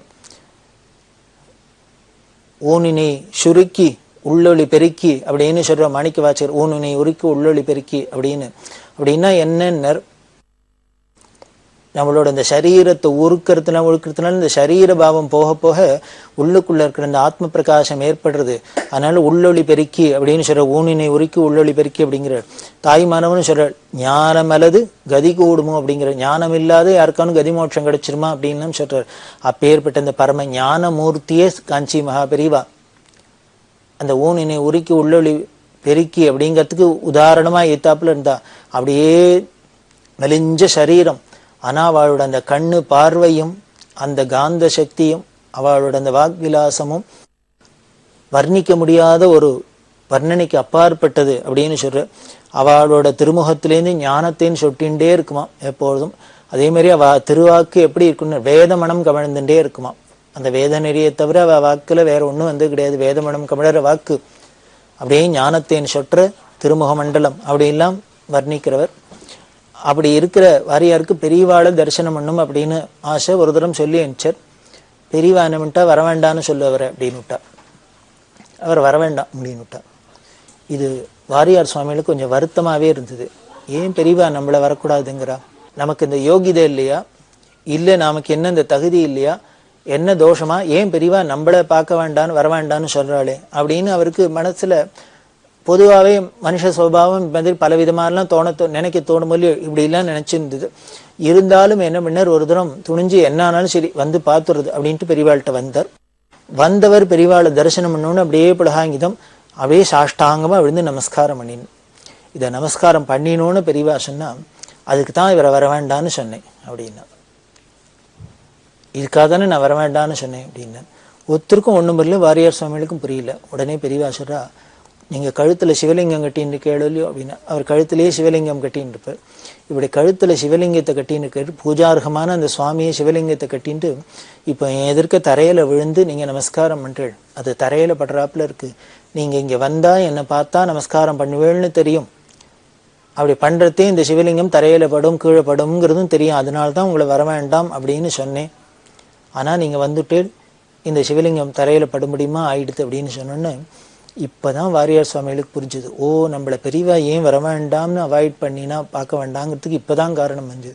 நாம ஏதோ மனுஷ மனசுல ஏதோ கற்பனை பண்ணிக்கிறோம், நமக்கு யோகிதை இல்லையா தகுதி இல்லையா, நமக்கு ஏன் நம்மளை பார்க்க கூடாதா அப்படின்லாம். ஆனா பெரியவாளோட பாவம் எப்படி இருக்கு அப்படிங்கிறது இப்பதான் புரிஞ்சுது அப்படின்ட்டு அவர் அதை ரொம்ப மனசு நெகிழ்ந்து சொல்றார். பெரியவாளுக்கு இருக்கிற அந்த பக்தியை என்னன்னு சொல்றது, யாரோ ஒருத்தர் கழுத்துல ஒரு லிங்கத்தை கட்டியிருந்தா கூட அதை கூட எப்படி பூஜிதையா வச்சுக்கணும், அது கீழப்படப்படாது, இப்படி எல்லாம் பெரியவா பாக்குறா அப்படின்னு சந்தோஷப்பட்டுட்டார். அதுலேருந்து அதுக்கப்புறம் பல சந்தர்ப்பங்கள் திருப்பி திருப்பி வராப்பிலே இருந்தது, வந்து தரிசனம்லாம் பண்ணிட்டு இருக்கார். இதே பெரியவா வேதாகம சில்ப சதஸ் அப்படின்னு சாதுர்மாசியங்கள்ல பல இடங்கள்ல நடத்தினா அப்படின்னும். அப்ப இந்த காஞ்சிபுரத்தில் நடக்கிற சதஸுக்கும் வாரியார் சுவாமிகளை வர சொன்னா அவரும் பல நிகழ்ச்சிகள்ல கலந்துன்னு இருக்கார். இது மாதிரி சதஸ் எல்லாம் அப்போ சிவஞானம் இன்னும் வாரியார் சுவாமிகள் பல அறிஞர்கள்லாம் வந்து தங்களோட சொற்பொழிவு மூலமா எல்லாருக்கும் நல்ல விஷயங்கள்லாம் சொல்லி இருக்கா. அதுல வாரியார் சுவாமிகளும் ஒரு தூரம் வந்திருக்கார். வந்தா முதல்ல பெரியவாள்கிட்ட தரிசனத்துக்கு வந்தோடனே சாயந்தரம் அவருக்கு ப்ரோக்ராம் இருக்கு இந்த சதஸ்ல. பெரியவா கிட்ட என்ன பேச போறீள் அப்படின்னா, இதை கேட்டோடனே வாரியார் சுவாமிகள் பார்த்தார். பெரியவா ஏதோ மனசுல அபிப்பிராயம் இருக்கும் போல இருக்கு, அதனால பெரியவா ஏதோ அபிப்பிராயப்படுறாளோ அதை சொன்னா அதை பேசினேன் அப்படின்னு. ஏன்னா நாம ஏதானும் அது என்ன பேசலாம்னு தீர்மானம் பண்ணின்னு வந்திருக்குமா, இல்ல ஏதானும் புதுசா ஏதானும் சொன்னா அதை பேசலாமா அப்படிங்கிறதுனால கேட்கிறாளாக்கும் அப்படின்னு. பெரியவா எப்படி சொல்றாளோ ஏதானும் சொன்னா அபிப்பிராயம் இருந்தா அதை சொல்லட்டும், அதை வேணா நானும் பேசுறேன் அப்படின்னு. பெரியவா திருப்பாவை பத்தி சொல்லுங்களே அப்படின்னு. வாரியாருக்கு கொஞ்சம் அதிர்ச்சியா இருந்தது, இதை எதிர்பார்க்கல. காரணம் பெரியவா வேற ஏதானு சொல்ல போறா. ஏன்னா வாரியார் சுவாமினாலே முருகனை பத்தி சைவத்தை பத்தி அப்படிங்கிறது எல்லாருக்கும் பிரசித்தமா தெரிஞ்சது. அப்படி இருக்கிறது திடீர்னு ஒரு வைஷ்ணவ கிரந்தமான திருப்பாவையை பத்தி சொல்லு அப்படின்னோன்னு அவர் எதிர்பார்க்கல. உடனே பெரியவா சிரிச்சுட்டே கேட்டா, ஏன் அதை சொல்லாமல் அப்படின்னா, இல்ல எனக்கு அவ்வளவா அதுல பரிச்சயம் இல்லை, நான் பெரியவா ஆசைப்படுறா சொல்றதுக்கு முயற்சி பண்றேன் அப்படின்னா. உடனே பெரியவா சிரிச்சுனே சொல்றா, உங்களுக்கு அதுல பரிச்சயம் வரணுங்கிறதுக்காக தான் நான் பேச சொன்னேன் அப்படின்னு சொல்லிட்டு அப்போ வாரியார்ட்ட சொல்றா, எல்லா சம்பிரதாயத்திலையும் எல்லா மதத்திலையும் எத்தனையோ நல்ல விஷயங்கள்லாம் சொல்லியிருக்கா, எத்தனையோ மகான்கள்லாம் கொட்டி இருக்கா. அதனால நாம ஏதோ ஒரு சம்பிரதாயத்தை சார்ந்திருக்கோம் அப்படின்னால அதுலேயே கான்சென்ட்ரேட் பண்ணணும். அதுல ஒரு அதாவது ஏகாகிர பக்தி அப்படிங்கிற பேர்ல நாம மற்றதெல்லாமும் கோட்டை விட்டுறக்கூடாது. வேற எங்க எது இருந்தாலும் எதை பத்தி சொன்னாலும் அது நம்மளோட அந்த இஷ்ட தெய்வத்தை பத்தி தான் அப்படிங்கிற அளவுக்கு நமக்கு பரந்த ஒரு மனப்பான்மை வரணும், பாவம் வரணும். அது உலகத்துக்கு தெரியணும், அது உங்க மூலியமா தெரியணும் அப்படிங்கிறதுக்காக தான் இங்க வாரியார் சுவாமிகள்னாலே முருகனை பத்தி திருப்புகழை பத்தி தேவாரத்தை பத்தி அப்படின்லாம் இருக்கிறதையும் தாண்டி இவர் இன்னும் வைஷ்ணவ கிரந்தங்களா இருக்கட்டும் எதுவா இருந்தாலும் அதுல உள்ள நல்லதெல்லாம் சொல்லக்கூடியவர் அப்படின்னு உலகத்துக்கு ஒரு பெரிய முன்னுதாரணமா இருக்கணுங்கிறதுனாலதான் உங்களை வைஷ்ணவத்திலையும் பரிச்சயம் பண்ணிக்கணும், அதையும் சொல்லணும், திருப்பாவையிலேருந்து ஆரம்பிக்கணும்னு ஆசைப்பட்டேன் அப்படின்னு. அவர் அதை சொல்லி ரொம்ப நெகிழ்ந்து போறார். பெரியவாளோட பரந்த நோக்கத்தையும் பரந்த விஷாலத்தையும், அதாவது ஞானம் வந்துருன்னா இதுதான் ஞானம், எல்லாம் சர்வமும் ஒண்ணுதான் அப்படிங்கிறதுல தான் இருக்குமே. குறுகிய நாம ஒரு வட்டத்துக்குள்ளேயே இருந்துட்டு இதையே பிடிச்சுன்னு கொக்குக்கு ஒன்னே மதிங்கிறாப்புல தான் புடைச்ச மயிலுக்கு 3 கால் அப்படின்னு ஒரு வாதம் பண்றாப்புல இருந்ததுன்னா இது ஒரு ஏகாகிர பக்தியோடலாம் சேர்ந்ததும் இல்லை. ஒரு வரட்டு புடிவாதம் ஜம்பம் அப்படின்னு வேணா வச்சுக்கலாம். நிச்சயம் ஒரு ஞானியா இருந்தா மகான்களா இருந்தா தெளிஞ்சவாளா இருந்தா இப்படி எல்லாம் இருக்காது இந்த பாவம். இதை தாண்டி தான் இருக்கும். அது எப்படி இருக்குன்னு பெரியவாளுக்கு இருக்கலாம் இருக்கும். அதனால்தான் பெரியவாள்கிட்ட வைஷ்ணவாளா இருக்கட்டும், ஸ்மார்த்தர்களா இருக்கட்டும், சைவர்களா இருக்கட்டும், இஸ்லாமியர்களாகட்டும், கிறிஸ்தவர்களா இருக்கட்டும், எந்த மதம் எந்த ஜாதி எந்த சம்பிரதாயத்தை சேர்ந்தவாளும் பெரியவாள்கிட்ட அப்படி ஒரு பிரியத்தை காமிச்சிருந்தா பக்தி பண்ணியிருந்தான்னா அது காரணம் ஞானஸ்வரூபமா இருந்தது. அப்படி இருக்கிற அந்த ஞானமயமான மூர்த்தி தான் தட்சிணாமூர்த்தி அப்படிங்கிறோம், பரமேஸ்வரன் அப்படிங்கிறோம். சிவம்னாலே என்ன மங்களம், ஞானம் தானே. அப்ப ஏற்பட்ட சிவஸ்வரூபமா இருந்தா ஞானஸ்வரூபமா இருந்தா பெரியவா அப்படின்னு தெரியறது. இத வாரியார் சுவாமிகள் தன்னோட வாழ்க்கையில ஒரு பெரிய விஷயமா கருதுற. பெரியவாள்னாலதான் இப்படி எல்லாம் ஒவ்வொருத்தருக்கும் வழிகாட்ட முடியும். அதனால்தான் அவ ஜெகத்குருன்னு இருக்கா, ஜெகதாச்சாரியாளா இருக்கா அப்படின்னு அவர் கொண்டாடுற. அப்படி இருக்கிற பெரியவா ஒவ்வொரு சமயத்துல ஒவ்வொருத்தருக்கும் எப்படி எதாவது தேவை அப்படின்னு பார்த்து அனுகிரகம் பண்றதுல பெரியவாளுக்கு பெரியவா தான் பீடாத விதியா இருந்த காலத்துல பல்லாக்கெல்லாம் போயிருந்தா. ஆரம்ப காலத்துலாம் பல்லாக்கிலையும் போயிருந்தா. அதுக்கப்புறம் அதையும் விட்டுட்டு நடந்தே போறது இப்படி எல்லாம் இருந்தது. இந்த பல்லாக்கு தூக்குறதுக்குன்னு உடையார்பாளையம் அப்படிங்கிற இடத்துல இருந்து போகிகள் அப்படின்னு பல பேர்லாம் இருந்தா. அந்த பெரியவாளுடைய கூடயே இருப்பா, மடத்திலேயே இருப்பா. அந்த குடும்பம் எல்லாமும் இன்னமும் பல குடும்பங்கள்லாம் காஞ்சிபுரத்தில் இருக்கு. அது பல குடும்பங்கள் இருந்து அதில் தேஞ்சு போய் ஒரு சில குடும்பங்கள் இருக்கு. பெரியவா தன்னோட அந்த பீடாவிதி பொறுப்பையும் விட்டுட்டு தான் பல்லாக்கில் போறதில்ல அப்படின்லாம் தீர்மானம் பண்ணிட்டு வாசம் பண்ணிட்டு இருக்கிறது. புது பிரிவான்னு சொல்லக்கூடிய ஜெயேந்திர சுவாமிகள் என்ன பண்ணார், அந்த போகிகளா இருந்து மடத்துல பல்லாக்கு தூக்கி கைங்கரியம் பண்ண வாழ்க்கிறேன், இப்ப வேற ஒன்றும் பொழப்பு இல்லை அப்படிங்கிறதுனால அவ என்ன பண்ணினா, புதுப்பிரிவா இவ எல்லாருக்கும் ஒரு லம்சம் அமௌண்ட் எல்லா குடும்பத்துக்கு கொடுத்து அவ ஏதோ ஒரு சௌக்கியமா ஒரு ஜீவனத்துக்கு ஏதோ சிரமப்படாத இருக்கணும், ஏன்னா குரு சேவை பண்ணியிருக்கா இத்தனை நாள் அப்படிங்கிறதுனால அவளுக்கு ஒரு சௌக்கியம் பண்ணி கொடுக்கணும் அப்படின்னு ஒரு பெரிய உயர்ந்த நோக்கத்துல அவளுக்கு சௌரியம் எல்லாம் பண்ணி கொடுத்துருந்தா. அப்படி இருந்த ஒரு குடும்பத்துல பெத்தபோகி அப்படின்னு சொல்லக்கூடியவர், குஞ்சுன்னு பேரு, அவரோட பிள்ளை கண்ணையா அப்படின்னு. அந்த கண்ணையாக்கு என்ன பண்ணார், வருமானம் போறல, அவருக்கு பொழப்புக்கு சில கஷ்டங்கள்லாம் இருந்தது. அப்போ ஒரு நாளைக்கு பெரியவாள்கிட்ட வந்து வருத்தப்பட்டார். பெரியவா என்ன பண்ணா, இப்போ தேனம்பாக்கம்ங்கிற இடத்துல இருக்கா, உடனே இந்த கண்ணையாட்ட சொன்னா, நீ ஒன்று பண்ணு, வேற ஒன்றும் உனக்கு பண்ண தெரியாது. இந்த தேனம்பாக்கம்ங்கிறது எப்படி இருக்கும்னா, இந்த சின்ன காஞ்சிபுரம் வரதராஜர் கோவில்லேருந்து தெற்க பின்னால போகணும். இந்த வேகவதின்னு ஆறு வரும், அதை தாண்டி போனா கிட்டத்தட்ட ஒரு 2 கிலோமீட்டர் தாண்டி உள்ளுக்குள்ள இருக்கும். வெறும் அத்வானமா இருக்கும், ஒன்றும் இருக்காது. அந்த சிவாஸ்தானம்ங்கிற கோவில் இருக்கும், அதுக்கு பக்கத்துல சின்னதா ஒரு குடிசை மாதிரி இருக்கும், அதுல பெரியவா இருந்தா. இந்த சின்ன காஞ்சிபுரத்துல வரதராஜர் கோவில்கிட்ட இறங்கி எல்லாரும் நடந்து தான் போகணும். ஏதான ஜனசந்தடி வேணும்னா 2 கிலோமீட்டர் தாண்டி வந்தாதான் இருக்கும். ஒரு கடையா கண்ணியா ஊரா ஜனமா எல்லாமே இருக்கும், வரதராஜர் கோவில் கிட்ட வந்தாதான் இருக்கும்.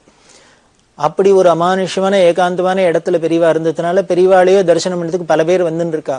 அப்படி வந்தவாளுக்கு ஒரு திராகம் யுகம் ஏதான ஒரு தீர்த்தம் சாப்பிடணும்னா கூட ஒன்றும் கிடைக்காத ஒரு இடமா இருந்தது. இந்த கண்ணையாவும் கஷ்டப்பட்டு இருக்கிறதுனால பெரியவா என்ன பண்ணா, நீ ஒன்று பண்ணு, இங்க பாக்குறதுக்கு ஜனங்கள்லாம் வரான், அவளுக்கு ஒரு தாகத்துக்கு எதுக்கு உபயோகமா இருக்கும், நீ ஏதானே இளநீ வச்சுன்னு வேணா வரும் அப்படின்னா. இளநீ வாங்கி வச்சுன்னு வாசல்ல வச்சுன்னு நெல், ஏன்னா வேற ஒன்றும் பெருசா கடைன்னு போட்டு ஒன்றும் பெரிய கேபிட்டல் போட்டு முதல் போட்டு பிசினஸ் பண்ண முடியாது, இளநீ வேணா வரும் அப்படின்னா. சரி பெரியவா சொன்னா, சாமி சொன்னா பண்றேன் அப்படின்னு, எஜமான் சொன்னா பண்றேன் அப்படின்னுட்டு ஒரு பெரிய பணக்காரர் வந்துட்டு அவர்கிட்ட ஒரு 100 இளநீ வாங்கி இவருக்கு கொடுன்னு. ஏன்னா முதல்ல ஏதானே கேபிட்டல் போட்டு ஆரம்பிக்கணுமே. ஒரு 100 இளநீ வாங்கிச்சோன்னா அவ இளநீ கொடுத்தாச்சு. பெரியவா சொன்னா, அந்த இளநீ விலை என்னன்னு கேட்டுக்கோ, அதுக்கு மேல 4 அணா வச்சுக்கோ, வச்சு லாபத்துக்கு வரும். ஒரு இளநீக்கு 4 அணா வந்துச்சுன்னாக்க அதுல வர வியாபாரத்துல அன்னைக்கு வர வியாபாரத்துல நீ காலட்சேபம் பண்ணிக்கோ, இதையும் வச்சு பண்ணிக்கோ அப்படின்னு சொல்லி வச்சிருந்தா. இவர் அது மாதிரி பண்ணிகிட்டே இருக்கார். பண்ணினா ஒரு நாளைக்கு அப்புறம் கொஞ்ச நாள் கழிச்சு கூப்பிட்டு கேட்டா, வியாபாரம்லாம் ஆயின்னு இருக்கா, நன்னா ஆயின்னு இருக்கு அப்படின்னா. ஒரு நாளைக்கு எவ்வளவு இளநீ போகும் அப்படின்னா, போகும், பெரியவாளை பார்க்கறதுக்கு நிறைய கூட்டம் வரதுனால 50 100 கூட போகலாம் அப்படின்னா. சனி ஞாயிறா இருந்தா, லீவு நாளா இருந்தா இன்னும் நிறையாவே போகும் அப்படின்லாம் பெரியவா பேசியிருந்தா. இதுக்கு நடுப்புற ஒரு நாளைக்கு என்ன பண்ணா, அங்க தீர்த்தத்துக்கு கூட ஒன்றும் வசதி இல்லாததுனால தங்கிட்ட கைங்கரியம் ஸ்ரீகண்டன் அப்படின்னு அவர்கிட்ட சொல்லியிருந்தா, இங்க வர ஜனங்களுக்கெல்லாம் தாகமா இருக்கும், நீ ஒண்ணு பண்ணு, நிறைய காலங்காலத்துல நீர்மோர் கரைச்சி வச்சுக்கோ, இங்க வச்சுட்டு வெளியில வச்சுக்கோ, இங்க வர ஜனங்களுக்கெல்லாம் தாகமா இருந்தா நீர்மோர் கொடு அப்படின்னு சொல்லி வச்சிருக்கா. அது ரொம்ப நாளா நடந்துன்னு வருது. இப்ப இந்த கன்னியாக்கு இளநீ வியாபாரம் பண்ண சொன்னதுக்கு ஆரம்பிச்சதுக்கு அப்புறம் பெரியவா என்ன பண்ணா, ஸ்ரீகண்டன் கூப்பிட்டா, நாளையில இருந்து யாருக்கும் இளநீ கொடுக்க வேண்டாம், இளநீ கரைச்சி இந்த நீர்மோர் கொடுக்க வேண்டாம், கரைச்சி வைக்காத அப்படின்னா. அவருக்கு புரியல, பெரியவா ஒரு நாளைக்கு நீர்மோர் கரைச்சி வச்சுக்கோங்கிறா, இப்ப திடீர்னு வேண்டாங்கிறா அப்படின்ட்டு. உடனே பெரியவா காரணம் சொல்றா, எதுக்குன்னா வேற ஒண்ணும் இல்லை, கண்ணையா வெளியில இளநீ வச்சுன்னு விற்க சொல்லியிருக்கோம், நீங்க உள்ளுக்குள்ள நீர்மோர் கொடுத்துட்டீங்கன்னா அவ வெளியில போய் காசு கொடுத்து இளநீ வாங்கி சாப்பிட மாட்டா, அவனுக்கு வியாபாரம் ஆகாது, அவனுக்கு கஷ்டமா இருக்கும். அவனுக்கு வியாபாரம் ஆகணும்னா நம்ம இங்க நீர்மோர் கொடுக்கறத நிறுத்தினாதான் அவருக்கு வியாபாரம் ஆகும், அவருக்கு ஏதோ வருமானம் வரும் அப்படின்னு. இது கூட இருந்தவாளுக்கெல்லாம் ரொம்ப மனசு நெகிழ்வா இருந்தது. பெரியவாளோட பாவத்தை பாருங்க, எப்படி எல்லாம் பாக்குறா, பார்த்து அனுகிரகம் பண்றாளே அப்படின்ட்டு. அப்படி எல்லாம் இந்த கண்ணையாக்கு அனுகிரகம் பண்ணியிருந்தா. இப்படி பல நாள் ஆச்சு. அப்புறம் வியாபாரம் என்ன போயிட்டே இருந்தது. மனுஷா தானே, இப்படி நிறைய வியாபாரம் ஆக இந்த 4 அணா லாபம் வச்சுக்கிறது கொஞ்சம் கொஞ்சமா வேலை போய், அதாவது 1 ரூபாய் எண்ணி 1.25 ரூபாய்க்கு வித்துது அப்படின்னா, இப்போ 1 ரூபாய்க்கு வித்து இந்த வாங்கின எண்ணி 3 ரூபாய்க்கு விற்கிற அளவுக்கு போயிடுத்துது. இது பெரியவாளுக்கு ஒரு நாளைக்கு தெரிய வந்துடுத்து. அது எப்படி தெரிய வந்ததுன்னா, யாரோ ஒருத்தர் கார்ல வந்திருக்கா குடும்பத்தோட, அதுல ஒரு பையனையும் அழிச்சுன்னு வந்திருக்கா. அந்த பையன்ட்டு பெரியவா பேசியிருந்தா. பேசின்னு இருக்கிறதே வந்து கார்த்தாலேருந்து வந்து இங்கே இருக்கேளே, இது தாகம் வேணா எதானே சாப்பிட்டேளா அப்படின்னா. இல்லை வரத்தையே எங்கள் அப்பா வாங்கி கொடுத்தான். என்ன கொடுத்தானே, இளநீன ஏது அப்படின்னு. வாசல்ல யாரோ ஒருத்த வச்சுன்னு வைக்கிறாங்க, அங்கே வாங்கி சாப்பிட்டோம். அப்படியா அப்படின்னு. யாரெல்லாம் சாப்பிட்டீங்க? நான் சாப்பிட்டேன், எங்கள் அம்மா சாப்பிட்டா, அப்பா சாப்பிட்டா, எல்லாரும் சாப்பிட்டா. 5 பேர் 5 இளநீ சாப்பிட்டோம் அப்படின்னு. எத்தனை ரூபா கொடுத்தோம்? 15 ரூபா கொடுத்தோம் அப்படின்னு. இதை வாங்கினுட்டா மனசுல பெரியவா. 5 பேர் 5 இளநீ சாப்பிட்டுருக்கா, 15 ரூபா அப்படின்னா 3 ரூபாய்க்கு ஒரு இளநீ போறது அப்படிங்கிறது தெரிஞ்சு கொடுத்து. அப்புறம் கொஞ்ச நாள் கழிச்சு உடனே இந்த கன்னையாவை கூப்பிட்டுட்டு பழையபடி எல்லாம் விசாரிச்சுட்டு, இப்போ இளநீ என்ன விலைக்கு விற்கிற அப்படின்னா. அவர் பதில் சொல்லல. உடனே பெரியவா, போரும், இனிமே இளநீ இங்க விற்க வேண்டாம், எடுத்துரும் அப்படின்ட்டு. அவருக்கு எதுக்காக என்னன்னு புரியல. ஏன்னா ஒரு தூரம் பெரியவா வருன்னு சொன்னா வித்தோம், இப்ப வேண்டான்னு சொல்லிட்டா எஜமான்ஜர உத்தரவு விட்டுட்டார், அவ்வளவுதான். இதை எதை குறிக்கிறது அப்படின்னு, அவருக்கு சிரமப்படுறேன் அப்படின்னு சொல்றதே பெரியவா ஒரு உபதேசத்தை பண்ண சொன்னா. ஆனால் அதுல என்ன ஆயிடுத்து அப்படின்னு, பெரியவா மேல 4 நாள் வச்சு விருன்னு சொன்னா அதுக்கு மேல வைக்க ஆரம்பிச்சோன்னு என்ன பண்ணிட்டான, தர்மஸ்வரூபமா இருக்கிறதுனால உடனே அவருக்கு பேராசை வந்துட போறது, அதுல போய் மாட்டினோட போறார், அவருக்கு பாப்பம் வந்துட போறது அப்படிங்கிறதுனால அதை அரெஸ்ட் பண்ற. இதுல இந்த ஆங்கிள் தான் பார்க்கணும். அப்போ அவருக்கு பழப்புக்கு என்ன பண்ணுவார், அதுக்கு கூட வச்சு லாபம் வச்சு வித்தா அது தப்பா அப்படின்னு தோணலாம். எந்த ஒரு பிசினஸ்னாலும் எதுலையுமே ஒரு தர்மம் உண்டோ இல்லையோ. காலம் போற போக்குல தான் ஸ்ரீரஞ்ச மனத்துல எதுலையுமே ஒரு எத்திக்ஸ் இல்லை, எதுலையுமே ஒரு தர்ம சிந்தனை இல்லை. எல்லாரும் எதை வேணா பண்ணலாம், எப்படி வேணா பண்ணலாம், எப்படி வேணா இருக்கலாம் அப்படிங்கிறப்பல இருக்கு. இப்படி எப்படி வேணா நாம இருக்கிறது, எதை வேணா பண்றது அங்கீகரிக்கிறதுக்கு ஒரு குருன்னு ஒருத்தர் வேணுங்கிறது அவசியம் இல்லை. இப்படி எல்லாம் நமக்கு ஆசாபாசங்கள் நாம ஸ்லிப்பார சமயத்துல நம்மள அதுலேருந்து மீட்டு கொண்டு வந்து நமக்கு நல்லது பண்ணணும் அப்படிங்கிறதுக்கு தான் ஒரு குருங்கிற ஒரு ஸ்தானமே இருக்கு, குருவே இருக்க. குருவாய் வருவாய் அருள்வாய் குகனே அப்படின்னா எதுக்கு அப்படின்னர், இது மாதிரி நமக்கு கண் திறந்து ஞானத்தை கொடுத்து தெளிவை கொடுத்து நம்மள்கிட்ட பாபம் அண்டாத நம்ம நல்ல வழியில போய் நல்ல கதியை அடையணும் அப்படிங்கிறதுக்காக தான். அதுதான் இங்க தெரியறது. இந்த கன்னையாக்கு வழி சொன்ன பெரியவாளே திருப்பி அதை வேண்டான்னு சொல்றா அப்படின்னா அதை நாம புரிஞ்சுக்கணும். அதுதான் பெரியவாள்கிட்ட. அப்படி இருக்கிற பெரியவா இன்னும் பல பேருக்கு பலவிதமான நல்லதை பண்ணிட்டு எப்படிலாம் இருக்காங்கிறத நாம தொடர்ந்து பார்க்க போறோம். பெரியவா சரணம். இந்த நிகழ்ச்சியின் அடுத்த பகுதி எதிர்வரும் திங்கட்கிழமை அன்று இதே நேரத்தில் ஒளிபரப்பாகும். பெரியவா சரணம். பெரியவா சரணம். அடுத்த நிகழ்ச்சி திருவாசக இன்னிசை. வழங்குபவர் ஸ்ரீ சத்குருநாத தேசிகர் அவர்கள். பெரியவா சரணம். திருச்சிற்றம்பலம். திருப்பூவல்லி. பாலும் அமுதமும் தேனுடனாம் பராபரமாய், பாலும் அமுதமும் தேனுடனாம் பராபரமாய், கோலம் குளிர்ந்து உள்ளம் கொண்டபிரான் குறை கடல்கள் ஞாலம் பரவுவார் நன்னெறியாம் அந்நெறியே போலும் புகழ் பாடி பூவல்லி கொய்யாமோ வானவன் மாலையன் மற்றும் உள்ள தேவர்கட்கும் போனவனாய் நின்று கூடலிலா குணக்குரியோன் ஆன நெடும் கடல் ஆலாலம் அமுது செய்ய,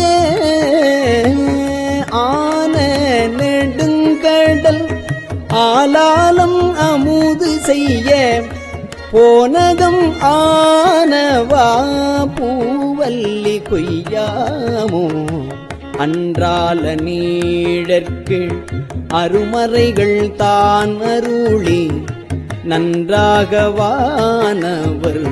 மாமுனிவர் நாள்தோறும் நின்றாரையேத்தும் நிறைகழலோன் புனை கொன்றை பொந்தாது பாடி நாம் பூவல்லி கொய்யாமோ படமாக என்னுள்ளே தன் இணை போதவை அளித்திங்கு இடமாக கொண்டிருந்த ஏகம்பமேய வீரான் தடமார் மதில் தில்லை அம்பலமே தான் இடமா நடமாடுமா பாடி பூவல்லி கொய்யாமோ நடமாடுமா பாடி பூவல்லி கொய்யாமோ அங்கி அருக்கன் இராவணன் அங்கி அருக்கன் இராவணன் அந்தகன் கூற்றன் செங்கண் அரி அயன் இந்திரனும் சந்திரனும் பங்கமில் தக்கனும் எச்சனும் தம் பரிசழிய பொங்கிய சீர்பாடினாம் பூவல்லி கொய்யாமோ.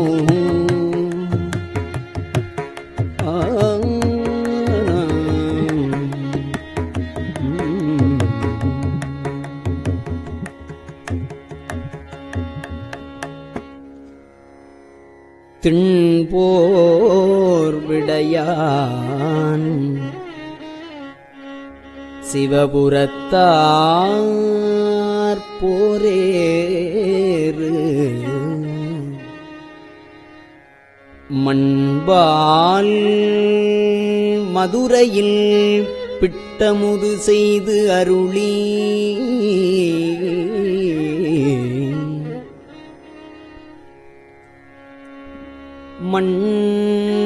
மண்பால் மதுரையில் பிட்டமுது செய்து அருளி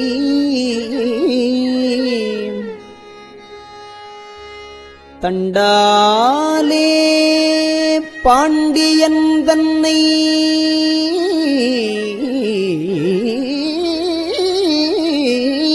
பணிகொண்ட தண்டாலே பாண்டியன் தண்டாலே தன்னை பணிகொண்ட புண்பாடல் பாடி நாம்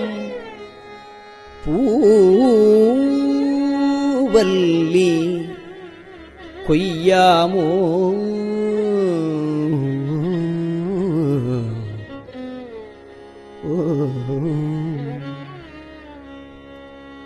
முன்னாய மாலையனும் வானவரும் தானவரும்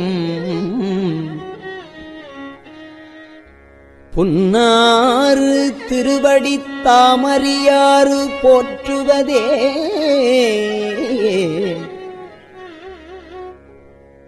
என் நாகம் உள்புகுந்து ஆண்டு கொண்டான் இலங்கு அணியாம்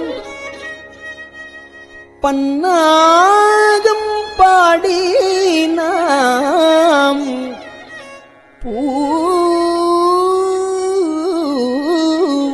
பூவல்லி கொய்யாமோ.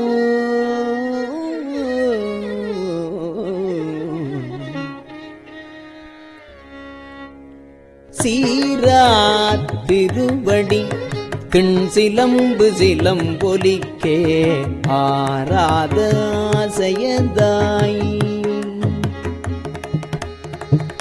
ஆராத ஆசையதாய் அடியேன் அகமகிழ சீராத் திருவடி திண் சிலம்பு சிலம்பொலிக்கே ஆராத ஆசையதாய் அடியேன் அகம் மகிழ தேரார்ந்த வீதி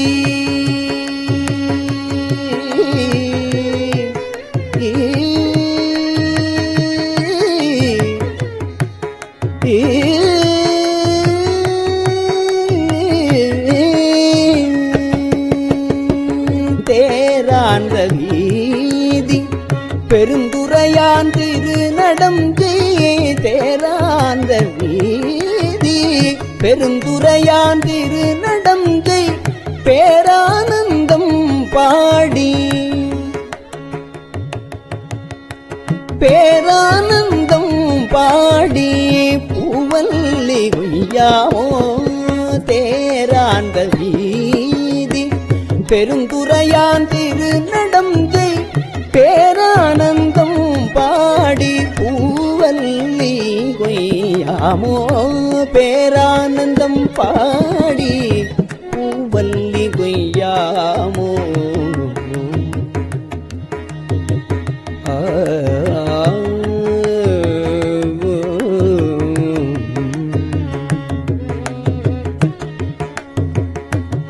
அத்தி உரித்தது போர்த்தருளும் பெருந்துரையான் அத்தி உரித்து அது போர்த்தருளும் பெருந்துரையான் பித்த வடிவு கொண்டு இவ்வுலகில் பிள்ளையுமாம் முத்தி முழு முதல் உத்தர கோசமங்கை வள்ளல்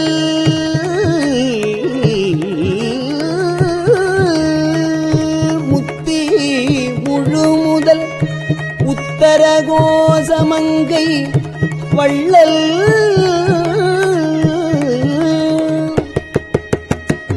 புத்தி புகுந்தவா பூவல்லி பொய்யாமோ மாவார ஏறி மதுரை நகர் புகுந்தருளி மாவார ஏறி மதுரை நகர் புகுந்தருளி தேவார்ந்த கோலம் திகழ பெருந்துரையான் கோவாகி வந்து எம்மை குற்றேவல் கொண்டருளும் கோவாகி வந்து எம்மை குற்றேவல் கொண்டருளும் பூவார் கடல் பரவி கோவாகி வந்து எம்மை குற்றேவல் கொண்டருளும் பூவார் கடல் பரவி பூவல்லி பொய்யாமோ பூவார் கடல் பரவி பூவல்லி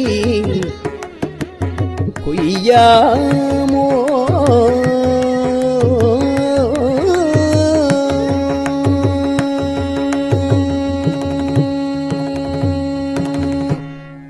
திருச்சிற்றம்பலம். பெரியவா சரணம். இந்நிகழ்ச்சியின் அடுத்த பகுதி நாளை மாலை இதே நேரத்தில் ஒளிபரப்பாகும். பெரியவா சரணம். பெரியவா சரணம். பெரியவா வானொலியின் இன்றைய நிகழ்ச்சிகளின் நிறைவாக திருப்பொன்னூசல் வழங்குபவர் சத்குருநாத தேசிகர் அவர்கள். பெரியவா சரணம். திருச்சிற்றம்பலம். திருப்பொன்னூசல். உன்னற்கரியதிரு உத்தர கோசமங்கை உன்னற்கரியதிரு உத்தர கோசமங்கை மன்னி போலிந்திருந்த மன்னி போலிந்திருந்த மாமரையோன் தன் புகழே பன்னி பணிந்திரஞ்ச பாவங்கள் பற்றறுப்பான் அன்னத்தின் மேலேறி அன்னத்தின் மேலேறி ஆடும் அணி மயில் போல் என்னத்தன் என்னையும் ஆட்கொண்டான் எழில்பாடி பொன்கொத்த பூன்முலையீர் பொன்வொத்த பூன்முலையீர் பொன்னூசல் ஆடாமோ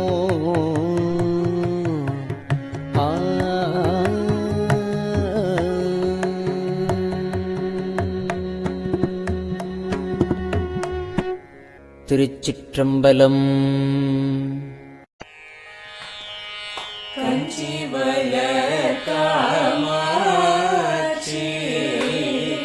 தன் குழந்தாய் சங்கரரே கஞ்சிவய காமாட்சி தன் குழந்தாய் சங்கரரே குரு சந்திரசேகரரே உறங்கிடுவீர்களே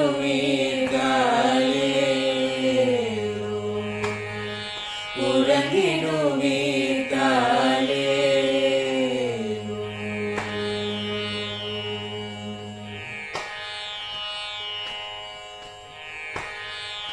ஆதிகுரு சங்கரராய் அன்று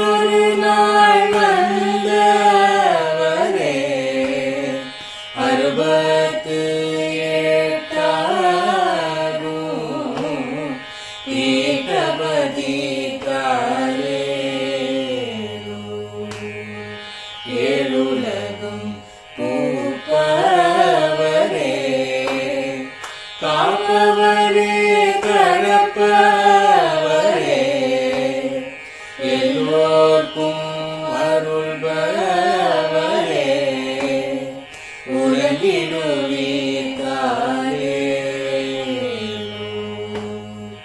அயனுடனே மாலவனோ தேடிய பொற்பதத்தவரே அருமறைகள் சாற்றும் முயல் மலர்பதமே காலே முக்தி நிலை எய்திடவே சக்தி தரும் சத்குருவே முக்தி நிலை எய்திடவே சக்தி தரும் சத்குருவே நித்தமெங்கள் நாவீசையில் நித்திரை கொள்தாயே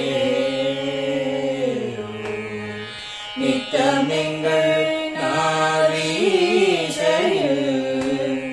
நித்திரை கொள்தாயே நித்தமெங்கள் நாவீசையில் நித்திரை கொள்தாயே